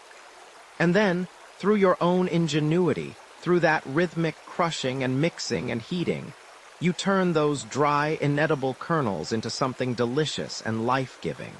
It's a progression that screams divine intervention to a mind not yet steeped in advanced agricultural science. You probably wouldn't survive this for long if you couldn't figure out how to make this magic work consistently. By the way, your ancient ancestors certainly didn't. So it's no surprise that bread, this new miraculous staple, quickly ascended to a status far beyond mere sustenance. It became the very soul of your community, a tangible link to the divine. It was offered to the gods, a direct line of communication, a gesture of gratitude. In ancient Egypt, for instance, bread wasn't just a food item. It was a cornerstone of their civilization, a symbol of life itself. Hieroglyphs depict offerings of bread to the gods. Pharaohs buried with vast quantities of it to sustain them in the afterlife. It was so fundamental that even the word for life in some ancient languages was closely linked to bread or food. Imagine a world where your daily bread was your daily prayer. No wonder the pharaohs always looked so serious. Overseeing the cosmic bakery must have been a lot of pressure. The Sumerians, pioneers of urban life in Mesopotamia, also held bread in incredibly high esteem. Their mythology is replete with references to bread and brewing, seeing these processes as divine arts bestowed upon humanity. You'd find bread used in rituals to appease angry deities or to celebrate successful harvests. It wasn't just sustenance. It was an act of faith, a ritualistic communion with the forces that shaped their world. You'd think they'd invent sliced bread too, but apparently even divine inspiration has its limits. Now, here's a quirky tidbit for your sleepy brain. Some early cultures, particularly those in the Neolithic period, believed that the leavening process, the bubbling and rising of the dough, was literally the spirit or soul of the grain awakening. It was the grain itself, coming alive, resurrected by the warmth of the fire and the mysterious touch of the wild yeasts. They'd watch the dough puff up, transforming from a dense, inert mass into a light, airy loaf, and see not just chemistry, but magic. It's a far cry from your modern understanding of yeast as a single-celled fungus, isn't it? But then, they also thought rubbing crocodile dung on your face was a good idea for sun protection. Remember that. So their interpretations might have been a tad bit more poetic than scientific. This perception of bread as a living, almost sentient entity permeated everything. It was used in funerary rites to ensure the deceased had a well-fed journey to the afterlife, placed in tombs as offerings to ancestors, and even broken and shared in solemn ceremonies to seal oaths and forge bonds between people. The act of breaking bread together became synonymous with peace, trust, and community, a tradition that echoes even in your modern world. It's not just a meal, it's a covenant. Historians still argue whether the initial use of bread in ritual was a deliberate choice, born from a conscious understanding of its vital role, or if it evolved organically, a natural extension of its perceived miraculous properties.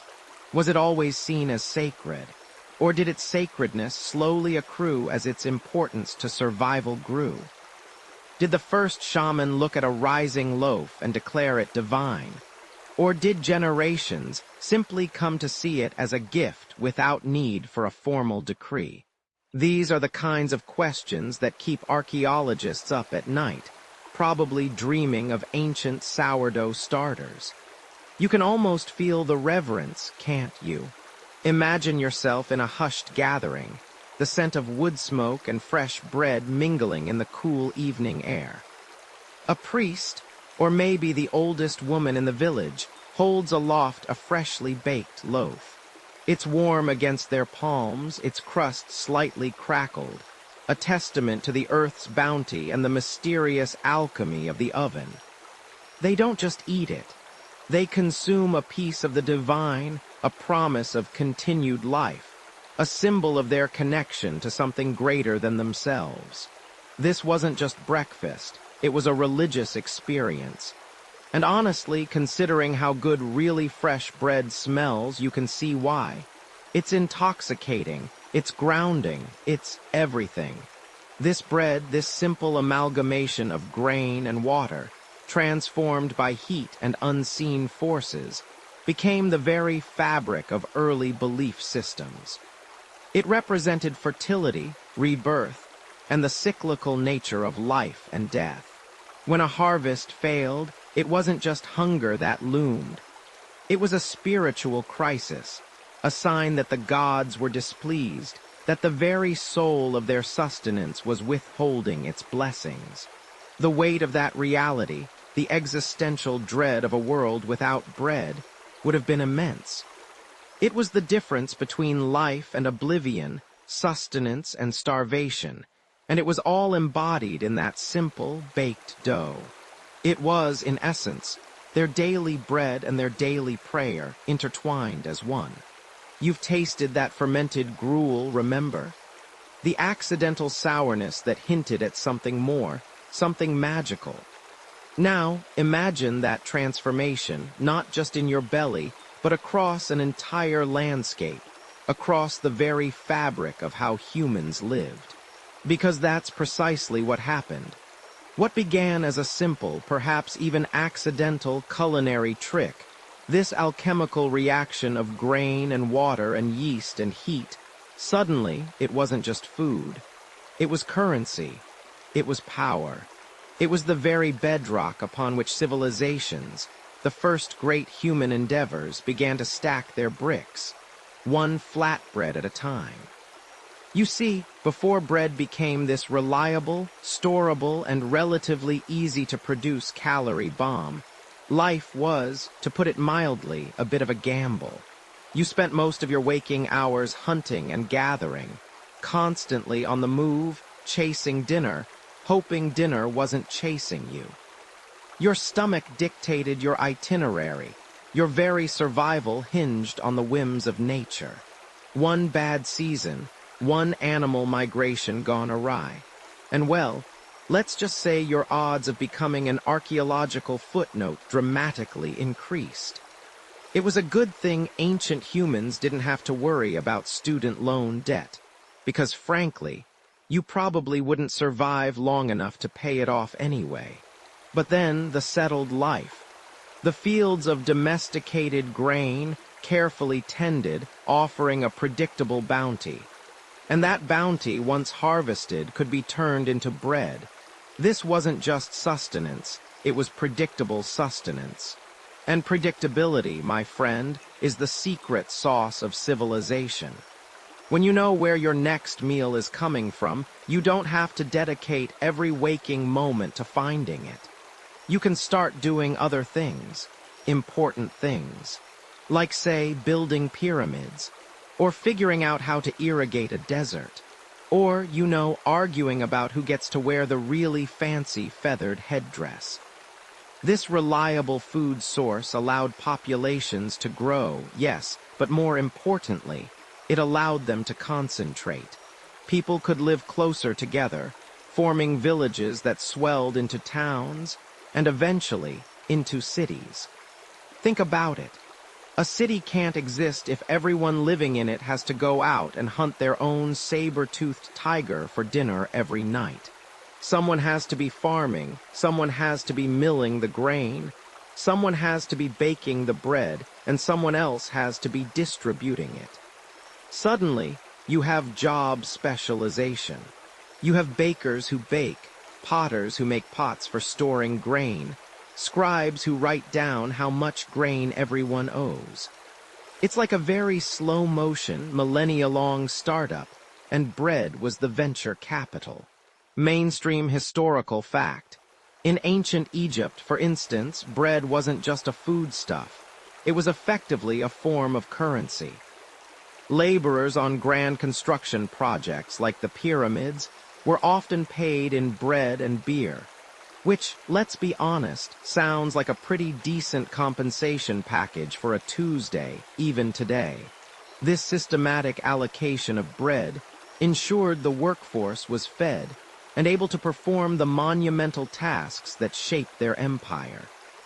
The state managed vast granaries, centralizing control over the very staff of life, giving them immense power over their populace. It's hard to rebel when the government holds the keys to your daily bread supply, isn't it?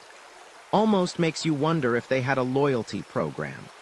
Get 10 loaves, get a free sarcophagus polishing.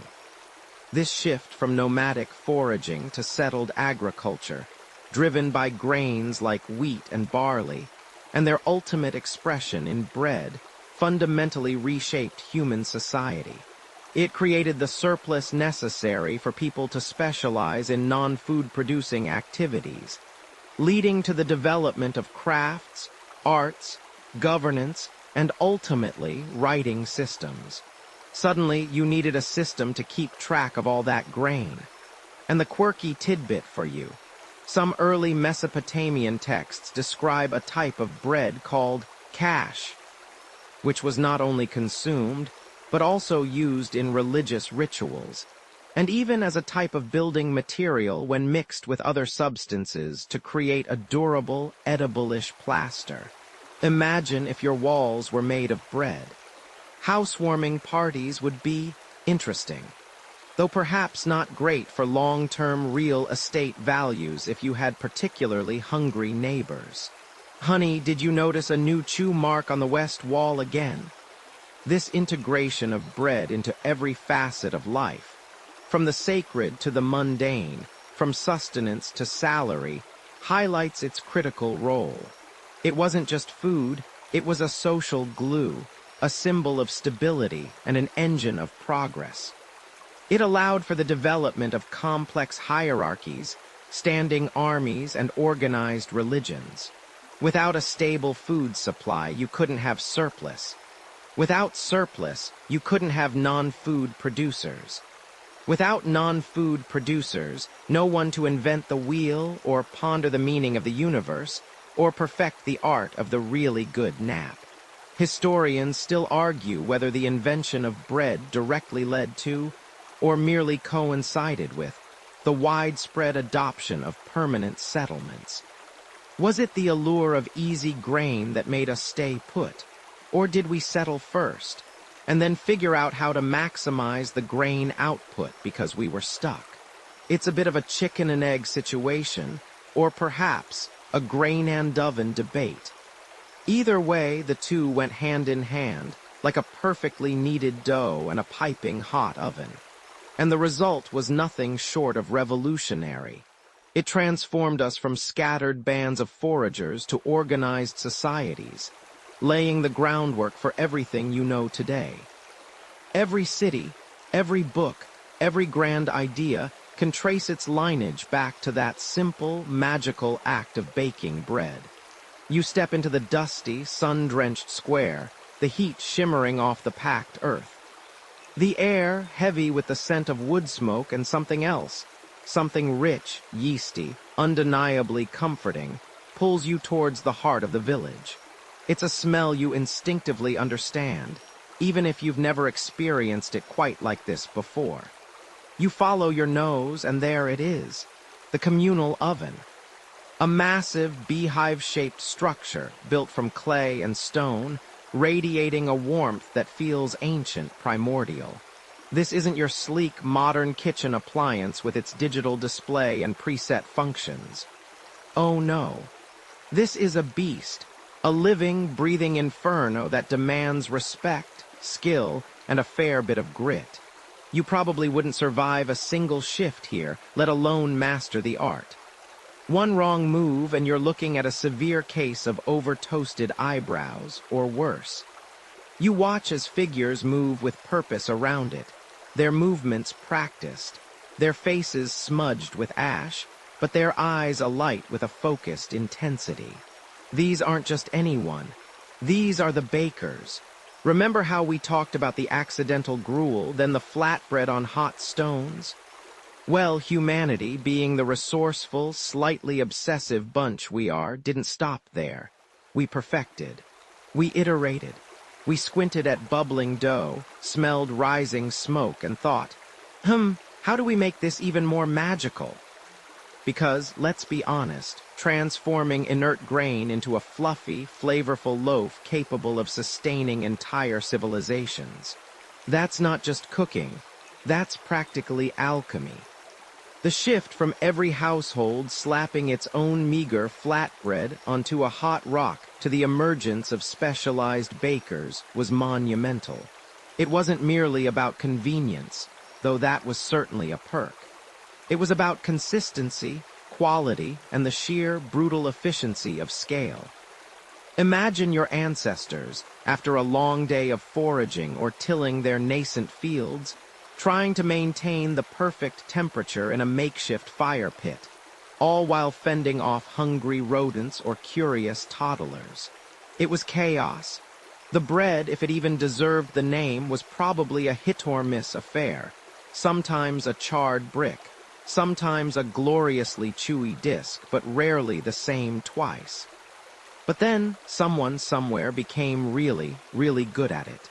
Perhaps they had a knack for understanding fire, an intuitive feel for dough, or maybe they just enjoyed the solitude of early morning baking while everyone else snored.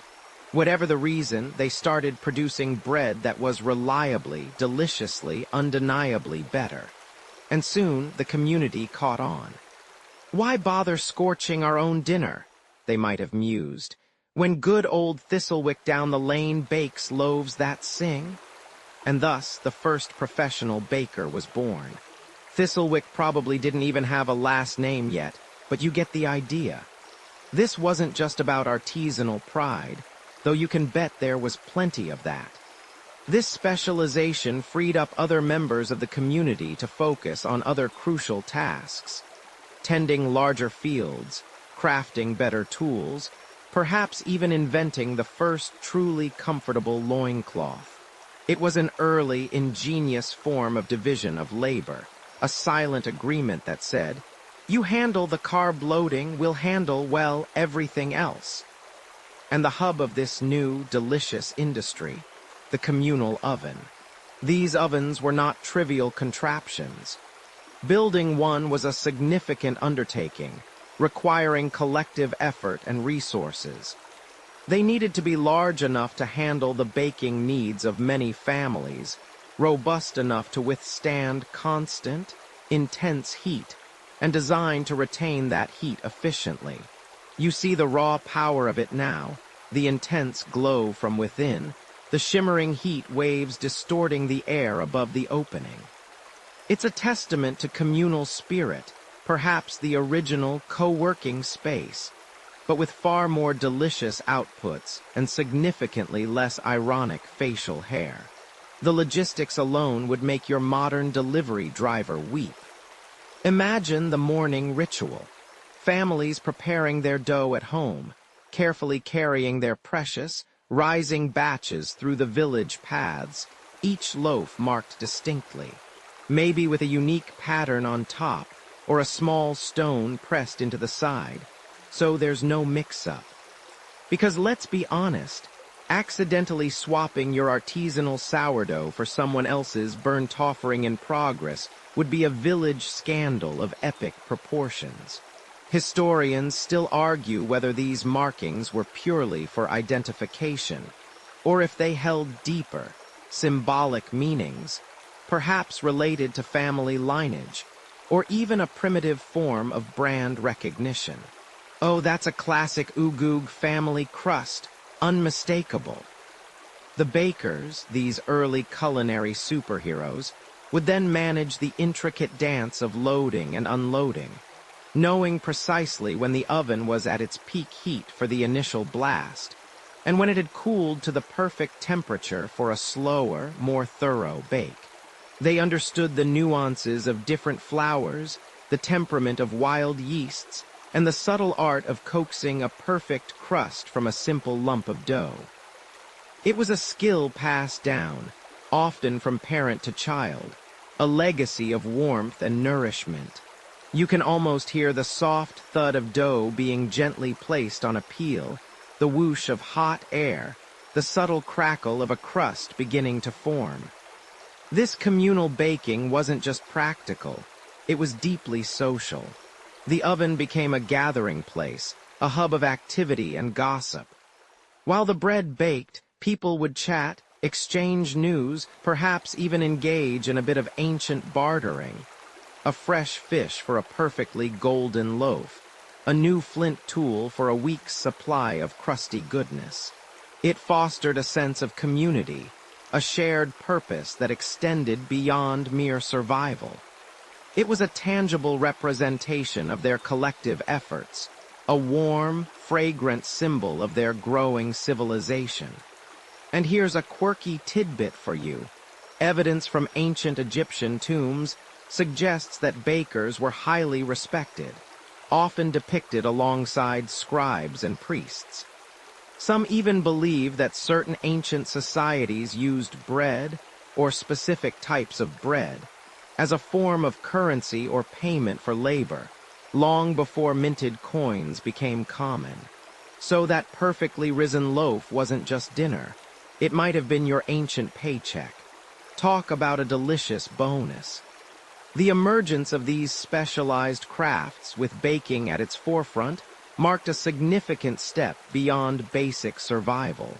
It indicated a society that had achieved enough stability and surplus to allow individuals to dedicate themselves to specific skills, rather than everyone constantly scrambling for sustenance. It meant that the magic of bread, once an accidental discovery, was now being honed, refined, and consistently delivered by those who truly understood its secrets. It was a move from hoping for a good meal to expecting one.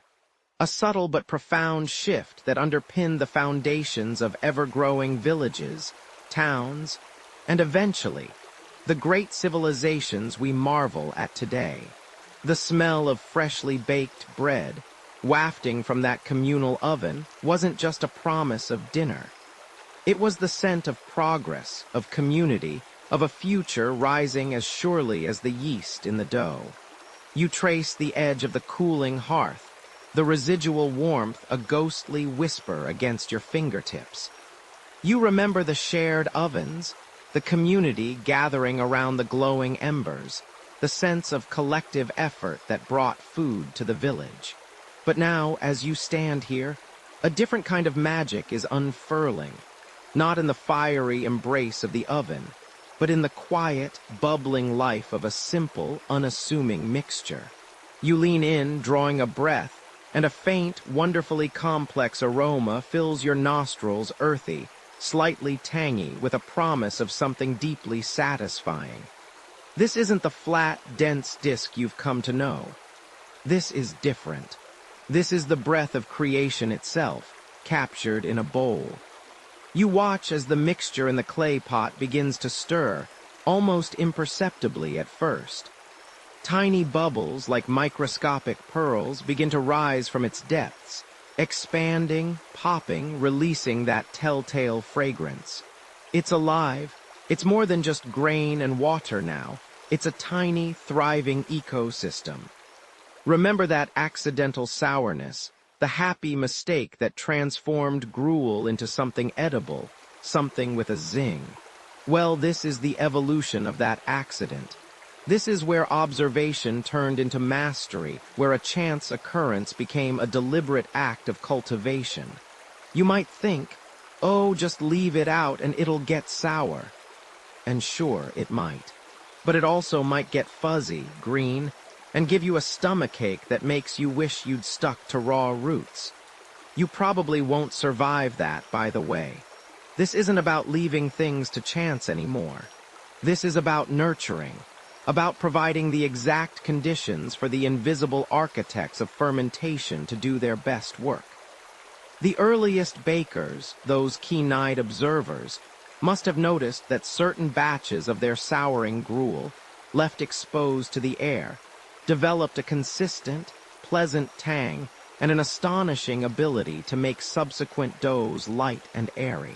They started setting aside a portion of this magic gruel, keeping it separate, like a precious, bubbling pet. This, my friend, was the birth of the sourdough starter. Imagine a sourdough starter, not just a few days old, but one that's been continuously fed and nurtured for centuries, passed down through families like a precious heirloom. Or maybe a slightly pungent family secret that only makes sense once you taste the bread. This living culture, a symbiotic blend of wild yeasts and lactic acid bacteria, became the secret ingredient. The yeasts, voracious little munchers, feast on the sugars in the flour, producing carbon dioxide gas as a delicious byproduct. The bacteria, meanwhile, contribute to the distinctive sour flavor and help preserve the starter, making it more resilient. It's like a tiny, self-sustaining microbrewery, just for bread. This process of controlled fermentation wasn't just about taste. It was about transformation. The gases trapped within the dough, unable to escape, pushed against the gluten network, causing the dough to inflate, to rise, to become light and tender. You can almost hear the soft sigh of the dough as it expands, stretching, growing in volume. This was truly revolutionary. Flatbreads were sustenance, but leavened bread, that was something else entirely. It was digestible, it felt substantial yet airy, and it held its shape beautifully. It was a marvel. Indeed, it's widely accepted that the ancient Egyptians, those masters of monumental architecture and cat worship, were also pioneers in the art of leavened bread, their tombs even depicting scenes of baking, showcasing the raised loaves that fed their burgeoning civilization. They developed sophisticated techniques, cultivating these starters with an almost religious fervor, understanding their vital role in creating food that was not only nourishing but also elevated. The secrets of leavened bread weren't guarded by some shadowy guild, though you can bet every baker had their own subtle tricks and nuances. They were unlocked through patient observation, through understanding the environmental cues that favored the right kind of fermentation. Warmth, consistency, and feeding, the quality of the flour, all played a role. It was a constant dance with the unseen world of microbes. And they learned to read the signs, the bubbles, the smell, the texture. Too little activity, and your bread would be a sad, dense brick. Too much, and it could turn into a sour, alcoholic mess, perhaps only good for a very unappetizing and potentially lethal ancient bread beer. It's a delicate balance, one that even modern sourdough enthusiasts sometimes struggle with, swearing they can hear their starter judging them silently from the counter. This sourdough mastery wasn't just a culinary achievement. It had profound societal implications. Leavened bread became a staple, a symbol of prosperity and skill. It allowed for greater diversity in the diet, offering a more palatable and digestible form of grain consumption. Imagine trying to explain to someone today, yes, for millennia we ate flat, hard, slightly burnt discs, and then one day we learned how to make bread that tasted like happiness and air. The very concept would seem fantastical. This controlled fermentation also provided a degree of food security. While fermentation eventually causes food to spoil, in its initial stages, it can actually extend shelf life, making the raw dough less prone to rapid spoilage and allowing bakers a bit more flexibility in their production schedule. Historians still argue whether the initial breakthrough in controlled leavening was a deliberate scientific pursuit, perhaps by early brewers observing their frothy vats and the fascinating foam they produced, or if it was, once again, a happy, persistent accident, refined over countless generations of patient trial and error. A cumulative wisdom passed down from mother to daughter, from baker to apprentice. This mastery transformed the very act of baking. It moved from simple necessity to an art form, a craft that demanded precision, patience, and a deep understanding of natural processes. The shared community ovens, which you remembered from earlier, became hubs of this new alchemy, where the rising dough was placed with reverence, and the resulting loaves emerged golden, fragrant, and gloriously puffed. You can almost feel the satisfying give of a truly leavened crust as you press it, hearing that subtle crackle. It's not just food. It's a testament to human ingenuity, a silent ode to the tiny organisms that, with a little coaxing, transformed simple grain into something truly magical. The secrets of leavening, once whispered from baker to baker, now unfolded across continents, forever changing the face of human cuisine and making every subsequent meal just a little bit lighter, a little bit more delicious. Bullet 16, Oven Evolution, better baking. Ovens evolved from open fires to more efficient enclosed structures. You've mastered the wild yeasts, coaxed the sourdough to sing its sour song, and now you're watching that precious, bubbly dough sit there just begging for heat.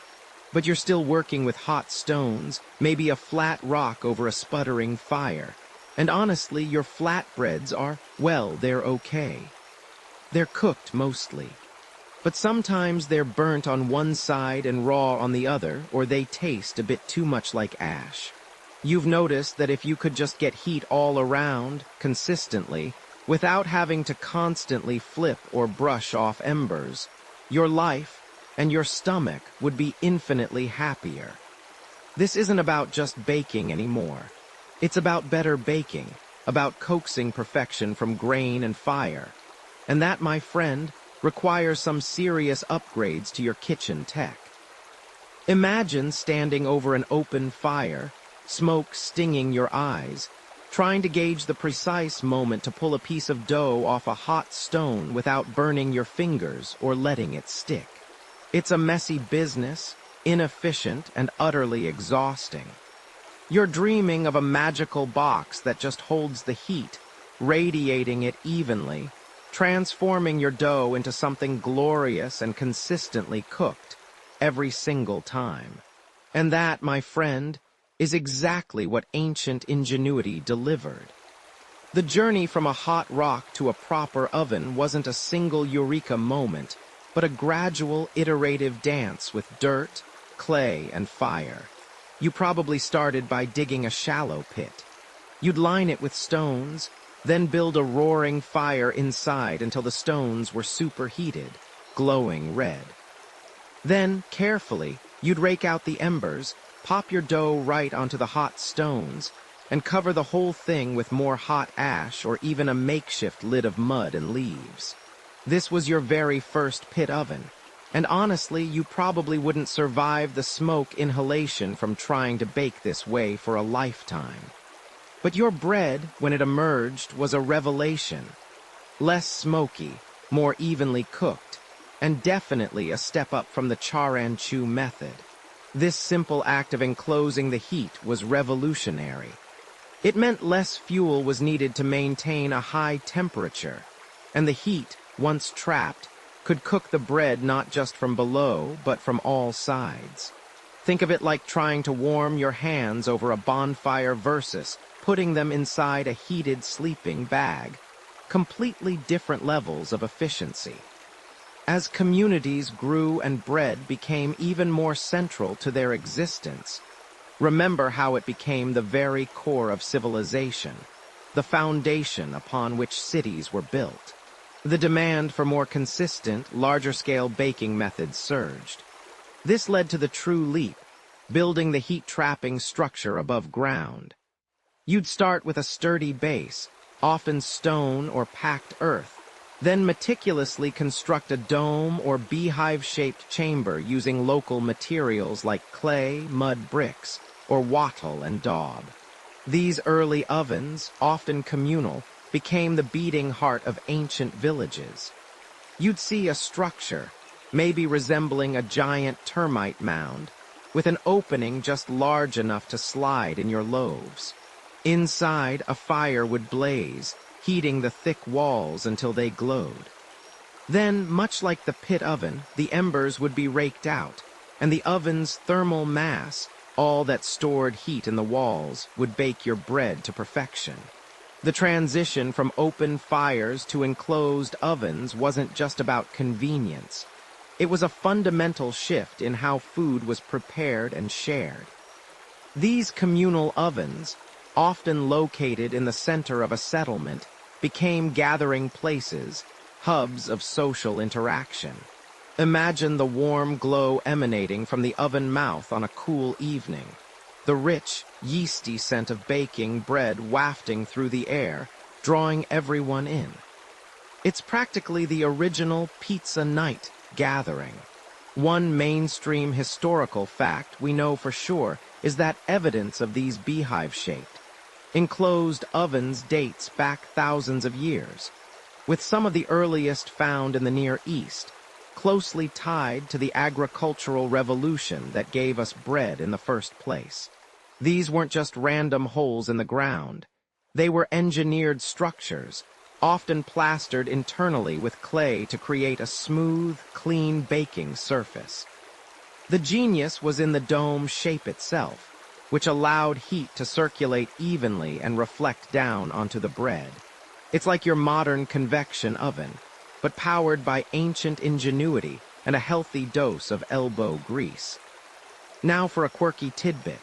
Some early ovens, especially in regions with volcanic activity, sometimes utilized naturally heated ground or even small, stable geothermal vents for a constant, low-energy heat source.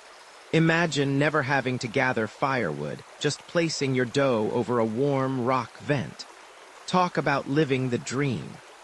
Of course, the risk of your bread suddenly becoming lava-kissed, or, falling into an actual molten pit was probably non-zero.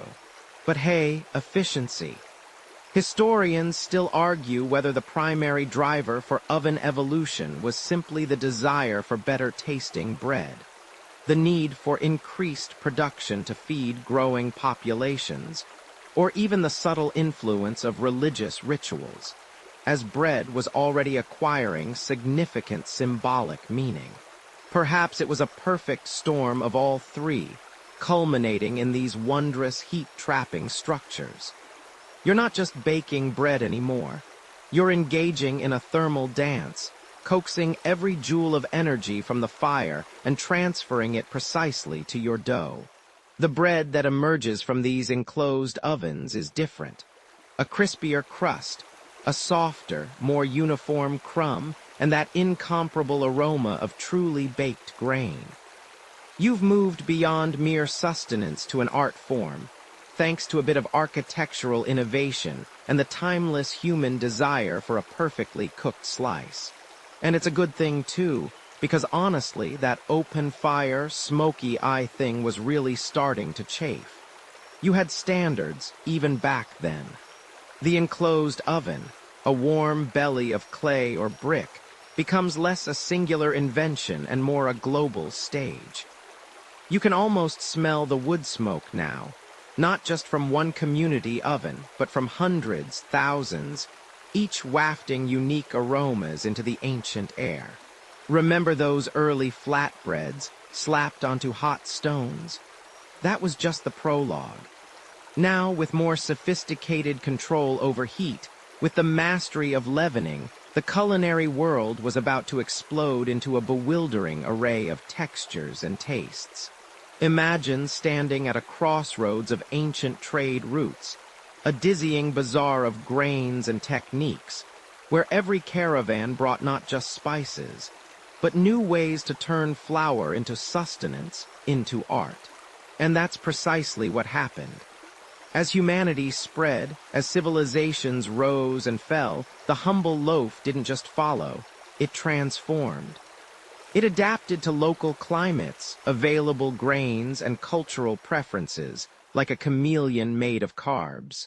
From the golden fields of Mesopotamia to the misty highlands of Ethiopia, from the sun-drenched Mediterranean coasts to the frigid northern forests, bread became a canvas. You see, while the basic principles remained, grain, water, heat, the variables were endless. Was it wheat, barley, millet, rye, corn? How finely was it ground? What wild yeasts were floating in the air, eager to party in your dough? Was it baked in an open fire, a clay tandoor, or a communal brick oven? Each choice, each tiny tweak, led to a completely new expression of bread, reflecting not just what was available, but how people lived, what they celebrated, and even what they believed. Take the timeless flatbreads, for instance. Across vast swathes of the Middle East, North Africa, and South Asia, the concept of a thin, pliable bread persisted, but oh, the variations. You might encounter the chewy, slightly smoky pita, its pocket waiting to be filled with spiced meats and vibrant salads. A direct descendant of those first hot stone efforts, just with a little more puff, a more deliberate hollow perfect for scooping, or the enormous, pliable sheets of lavash from Armenia, sometimes draped over tables like edible tablecloths, then hardened for storage, only to be spritzed with water to revive them. A bit like that one friend who looks terrible after a night out but perks up with a glass of water and a few hours of sleep. Then there are the chapatis of India, humble whole wheat discs cooked on a flat griddle, often brushed with ghee, simple perfection that has fed millions for millennia. Each bite tells a story of local grains, specific grinding techniques, and the rhythmic slap-slap of dough being formed. The widespread adoption of flatbreads in the Fertile Crescent and beyond is largely attributed to the early cultivation of emmer and einkorn wheat, which were more easily ground and yielded less gluten, lending themselves naturally to unleavened forms before leavening was fully mastered, effectively shaping the culinary identity of entire regions for thousands of years. Shift your gaze to Europe, and a different story unfolds. Here, with the rise of cooler climates and different agricultural practices, especially in the north, rye became king. You might be staring at a dark, dense, almost chocolate-colored pumpernickel from Germany, so heavy it feels like it could stop a small bullet, boasting an incredibly complex malty flavor that develops over hours of slow baking, often in sealed containers to retain moisture and deepen its unique sweetness. Or picture the crusty, open-crumbed sourdoughs of France and Italy, the iconic baguettes, the rustic pain de campagne, the airy ciabatta's breads that speak of specific strains of wild yeast, carefully nurtured starters passed down through generations of bakeries, almost like cherished family heirlooms. These aren't just food. They're reflections of the very air, the very microbes, of their place of origin.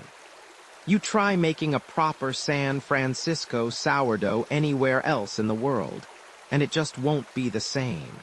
The local microflora have signed an exclusive contract, apparently, demanding specific humidity levels and an appreciation for fog. And speaking of unique ingredients and somewhat questionable ancient practices, did you know that in ancient Egypt, bakers sometimes used beer foam as a leavening agent? Yes, the same beer you probably won't survive this if you try making yourself with ancient methods, unfiltered, unpasteurized, and possibly made from dubious grains and river water. It was a symbiotic relationship. Bread provided the starch for beer, and beer provided the yeast for bread. Imagine a world where your hangover cure was your breakfast, all thanks to a bubbling, yeasty miracle. A true carb-loading paradise where you could literally drink your yeast and eat it too. Then there are the truly distinctive examples that defy simple categories. In Ethiopia, you have injera, a spongy, sour flatbread made from the ancient grain teff. Its unique texture and slightly tangy flavor are unmistakable, acting as both plate and utensil for vibrant stews. A communal dining experience woven into the very fabric of their culture. Across the Atlantic, in the Americas, indigenous cultures developed their own grain traditions, particularly with corn. Think of cornbread, a humble, often slightly sweet, dense bread that's utterly distinct from its wheat counterparts, a staple of many southern U.S. kitchens, perfect for mopping up chili or soaking up stew, its texture ranging from crumbly to cake-like depending on the regional preference. Or consider the intricate, often braided or decorated challah of Jewish tradition, rich with eggs and often subtly sweet, baked not just for sustenance, but as a beautiful, symbolic centerpiece for Shabbat and holiday meals, a tangible representation of blessing and community. Historians still argue whether certain sophisticated bread forms, like the fully leavened, finely milled breads, arose independently in different regions, perhaps due to parallel discoveries of specific wild yeasts or milling techniques, or if they were spread through ancient trade routes and migrations, carried by intrepid travelers and hungry merchants. Was the concept of a leavened loaf an invention that traveled? A culinary secret whispered from one baker to another across continents? Or did humanity, in its collective genius and persistent hunger, simply stumble upon fermentation multiple times? It's a bit like asking if everyone universally agreed that poking a stick in a fire was a good idea, or if some unfortunate soul just kept setting themselves alight until they figured it out. Either way, the result was undoubtedly delicious, and thankfully, we didn't have to wait for a global symposium to get our hands on a decent loaf. The sheer volume of choice became a new kind of magic. No longer just a means to survive, bread became a signifier, a cultural marker, a source of pride and identity. You could tell where someone was from, perhaps even their social status, just by the type of bread they ate. A noble might feast on fine, white wheat bread, a mark of their ability to afford milled flour and skilled bakers, a luxury item of its time, while a peasant's table might feature dark, rustic rye, hardy and sustaining, packed with fiber and history. It sounds a bit like modern coffee snobbery, doesn't it? Oh, you're still drinking that generic latte. My artisanal rye sourdough starter dates back to 1893, darling, and it thrives exclusively on single-origin organic whole grains. You can close your eyes and almost feel the warmth of a tandoor oven, the rush of heat as a skilled baker slaps dough onto its blistering side, the quick peel as it puffs and browns. You can hear the satisfying crackle of a fresh baguette as you tear it open, revealing its airy, irregular crumb, a testament to hours of careful fermentation. Remember that accidental gruel left out in the sun, bubbling with unseen life. That little bit of sourness, once a surprise, is now a carefully cultivated characteristic, lending a depth of flavor that defines entire culinary traditions, from the most ancient injera to the most modern rye. The magic wasn't just in the transformation of grain to bread, but in its boundless ability to transform itself, to reflect the very soul of the land and the people who made it, each bite a tiny piece of history, culture, and human ingenuity. And so, from a few basic ingredients, a global tapestry of bread emerged, each thread unique, yet all woven from the same fundamental human need and ingenuity. The journey of bread was no longer just about survival. It was about expression, identity, and an ever-expanding world of taste, setting the stage for even more complex culinary journeys. You wake to the murmur of the village, a soft symphony of life beginning anew. It's not the clatter of chariots or the bleating of sheep that greets you first, but something far more fundamental, far more human, the scent of baking bread. It drifts on the cool morning air, a warm, yeasty embrace that promises sustenance. You can almost taste it, even before your eyes are fully open. This isn't just a smell, it's a signal. It tells you the ovens are hot, the grains have been milled, the dough has risen, and the day's most vital ritual is underway. Think about it. From the moment you rise until you lay your head down again, bread is there. You see it stacked in markets, carried in baskets by children, broken and shared around family fires. You hear the rhythmic thud of a baker kneading dough, the low crackle of wood in a communal oven, the contented chewing of a mouthful of crust. This isn't some occasional treat or a holiday dish.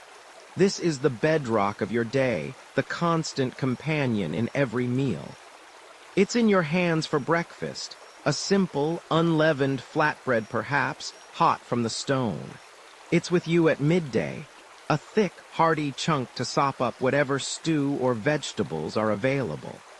And it's there again in the evening, sometimes just bread and a little dried fish, sometimes the centerpiece of a larger feast.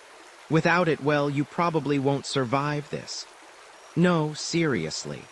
In a world where food scarcity was a constant shadow, where one bad harvest could mean widespread famine, bread offered a stability that felt miraculous. It was the edible insurance policy against starvation, the tangible proof that agriculture, remember that shift from endless foraging. It really did change everything.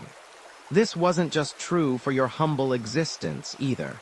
Across vast empires, from the sun-drenched banks of the Nile to the bustling streets of Rome, bread wasn't merely food. It was the very currency of survival and power. Take ancient Egypt, for example. You might think of pharaohs and pyramids, but it was bread and beer that truly fueled their monumental achievements. Laborers on those colossal construction projects, the ones who shaped the very stones of history, were often paid in loaves of bread. Not exactly direct deposit, but incredibly practical. Imagine your paycheck being a stack of freshly baked sourdough delivered right to your tent. It certainly made lunch planning easy, didn't it? This system, known as the bread dole, ensured that the workforce was fed, able-bodied, and crucially, kept happy enough to keep stacking those bricks. It wasn't just the sheer quantity of bread that mattered, though. The types of bread you ate could tell a story about who you were. While the common folk subsisted on coarser, whole-grain loaves, the elite indulged in finely sieved flour, producing whiter, softer breads. It was a status symbol, a culinary flex, if you will. There's even evidence of bread stamps, little carved wooden or clay seals that bakers would press into the dough before baking. These weren't just for decoration. They often indicated the baker's mark, the quality of the bread, or even who it was destined for. Imagine getting a loaf with your family crest baked right into the crust, though historians still argue whether these stamps were primarily for identifying the baker for quality control, or if they served as early branding to show off a particularly fancy loaf. It's a debate as chewy as a good sourdough. You know, like how we still argue about whether pineapple belongs on pizza. Some things just transcend time. But let's circle back to the magic of it all, because in a very real sense, bread felt like magic. You combine humble grain and water, add a bit of air and heat, and suddenly you have a solid, satisfying food that can sustain you for hours. It's a portable energy bar, a plate, and a utensil all rolled into one. You tear off a piece, scoop up a dollop of lentils, and there's your meal. It's the ultimate adaptable food, forming the foundation of almost every meal, able to absorb flavors or stand alone. It's the original goes-with-everything side dish, before goes-with-everything was even a concept. It wasn't just sustenance, it was community. Sharing a loaf, breaking bread together, became a profound social act, a sign of trust and camaraderie. You couldn't just pull out a cell phone and scroll through TikTok while sharing bread, could you?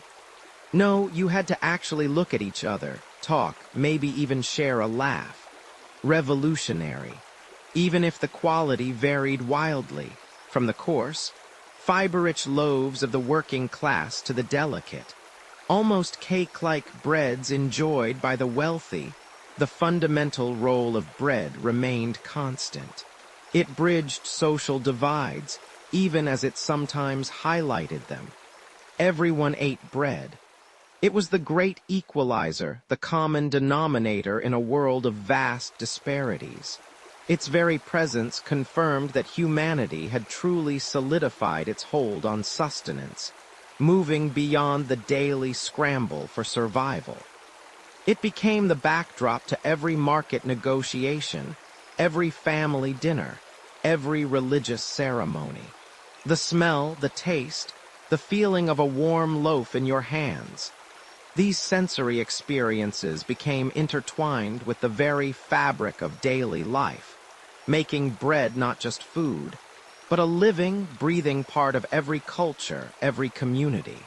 It solidified its role as a universal, daily sustenance, a silent testament to human ingenuity and the enduring power of a simple, baked grain. Bullet 19, magic transformation, simple to sublime. The transformation of grain into bread seemed truly magical. You stand there, a keen observer in a world where every sunrise is a gamble, every sunset a challenge to survive.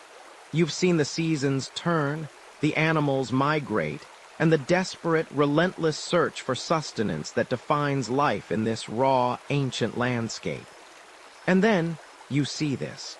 It's a trick of nature, a sleight of hand performed by invisible forces. You take a handful of what is essentially dust, finely ground grain, born from the wild grasses you painstakingly gathered. You mix it with a splash of water, just enough to coax it into a humble, uninspiring lump. It's gray, it's dense, and frankly, if this is all you had, you probably won't survive this harsh, ancient world for long. Your ancestors, remember, were used to chewing on whatever they could find, and this mixture feels like a step backward, a solid, unappetizing brick. But then, the magic begins. You set this lump aside, maybe by accident, maybe on purpose after a previous happy accident. Perhaps it sits near the warm embers of your fire, or in a sun-drenched hollow in the rocks. The air, unseen and unnoticed, is teeming with microscopic life, wild yeasts, drifting on currents, settling everywhere, including on your unbaked dough. These minuscule organisms, too small for your eyes to ever truly perceive, begin their work. They feast on the sugars within the grain, and in their invisible revelry they produce tiny pockets of gas. Carbon dioxide, to be precise, but to you, it's just breath. The dough begins to sigh, to swell, to lighten. It's as if it's taking on a life of its own, growing before your very eyes, transforming from a dense, flat mass into something plump and airy. It's no longer just flour and water. It's animated, vibrant, alive. This transformation, from humble ingredients to a miraculous rising mass, must have seemed truly magical to early humans. There were no microscopes to explain the unseen armies of yeast, no chemical equations to break down fermentation. You understood the sun, the rain, the hunt, but this was beyond direct observation. It was a secret whispered by the air, a gift from the spirits, or perhaps a divine intervention. Imagine the awe, the reverence. This wasn't just food. It was a living, breathing testament to the hidden powers of the world. It was alchemy without the alchemists, a tangible manifestation of the unseen forces that governed existence. Mainstream historical fact. This observation of dough, coming to life through fermentation, is widely considered one of humanity's earliest and most profound scientific discoveries, even if the underlying mechanism wasn't understood until millennia later with the work of Louis Pasteur. The smell, too, transforms. From the dusty, earthy aroma of raw grain, a new fragrance emerges, a tangy, slightly sour, intoxicating scent that promises warmth and sustenance. When this miraculous, aerated dough finally meets the heat of your oven, perhaps a simple hot stone, or one of those more evolved communal hearths we talked about, it browns, it crisps, and those gas pockets expand, creating an even lighter, more delightful texture. It's no longer just a way to fill your belly, it's an experience. It's fluffy, it's fragrant, it's everything the flat, dense gruel wasn't. It's the original perfume of civilization, far better than, say, Ode to Saber-Toothed Tiger. This moment, the baking of leavened bread, marked a turning point. It elevated basic sustenance to an art, a craft, and for many, a spiritual practice. Think of the ancient Egyptians, who not only baked an astonishing variety of breads, but also used them as offerings to their gods and placed them in tombs as provisions for the afterlife. It wasn't just food for the living. It was food for the journey beyond, a quirky tidbit that underscores just how deeply bread's magical properties permeated their worldview. They believed the breath within the bread would sustain the deceased. It was a literal breath of life for eternity. And then there's the taste. Oh, the taste. It's savory, satisfying, a world away from the blandness of unfermented grains. It's the difference between a functional rain shower and a vibrant, life-giving spring. And once you tasted it, once you understood this transformation, there was no going back. It was like discovering fire all over again, but this time, the heat was inside the food itself, making it sing. Imagine trying to explain this to someone who had only ever eaten raw grains or simple gruel. I take dust, add water, let it sit for a bit, and then it puffs up and becomes delicious. They'd probably think you'd been out in the sun too long, or perhaps had a secret conversation with the spirits of the forest. No wand required, just a bit of patience and a warm spot like your great Aunt Mildred's attic on a summer day. Historians still argue whether the discovery of leavened bread was a singular, eureka moment, or a slow, iterative process of accidental observations followed by conscious experimentation. Was there one brilliant ancient baker who stumbled upon it? Or did the secret gradually reveal itself across different communities? We may never know the definitive answer, but the outcome was universal. A food so fundamentally transformative that it reshaped human society. The mastery of leavening meant more than just a softer bite. It meant a more digestible food, as fermentation breaks down some of the complex carbohydrates and anti-nutrients in grains. It meant a safer food, as the acidic environment created by fermentation inhibits the growth of many spoilage bacteria. It meant a more portable food, as leavened bread generally stays fresh longer than flatbreads. It was a step towards greater food security, less food waste, and ultimately a more stable, nourishing diet. From this simple, almost invisible process, a whole world of culinary possibility opened up. You could vary the grains, the moisture, the temperature, the duration of fermentation, and each change would yield a subtly different result. It became an ongoing conversation between humanity and nature, a dance of collaboration with microscopic organisms. And in every hearth, every oven, every warm nook where dough was left to rise, the silent, magical transformation continued, turning the humble into the sublime. This inherent sense of magic embedded in bread persisted for millennia. It's why bread often appears in creation myths, in religious rituals, in proverbs and blessings. It's not just a foodstuff. It's a symbol of life, sustenance, and divine generosity. And it all started with that inexplicable puff, that silent sigh of dough coming alive. Imagine the job interview for an early baker. So you can turn dust and water into fluffy sustenance? You're hired. Also, please bring your own hot stones and try not to attract too many curious spirits. The magic of it never truly faded, even as science began to peel back its layers. It remained, and still remains, a wonder.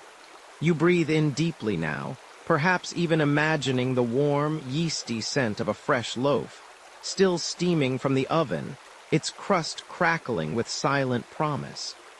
That scent, that feeling of comfort, it's woven into the very fabric of who we are, a thread reaching back through millennia. Because honestly, without the humble grain and the brilliant, sometimes accidental, ways our ancestors transformed it, you probably wouldn't be here listening to this story right now. You'd be, well, let's just say you'd have a considerably shorter, hungrier, and far less comfortable lifespan. Not exactly ideal for a cozy bedtime story, is it? That magic transformation we talked about, from simple grain to sublime sustenance, it wasn't just a fleeting wonder.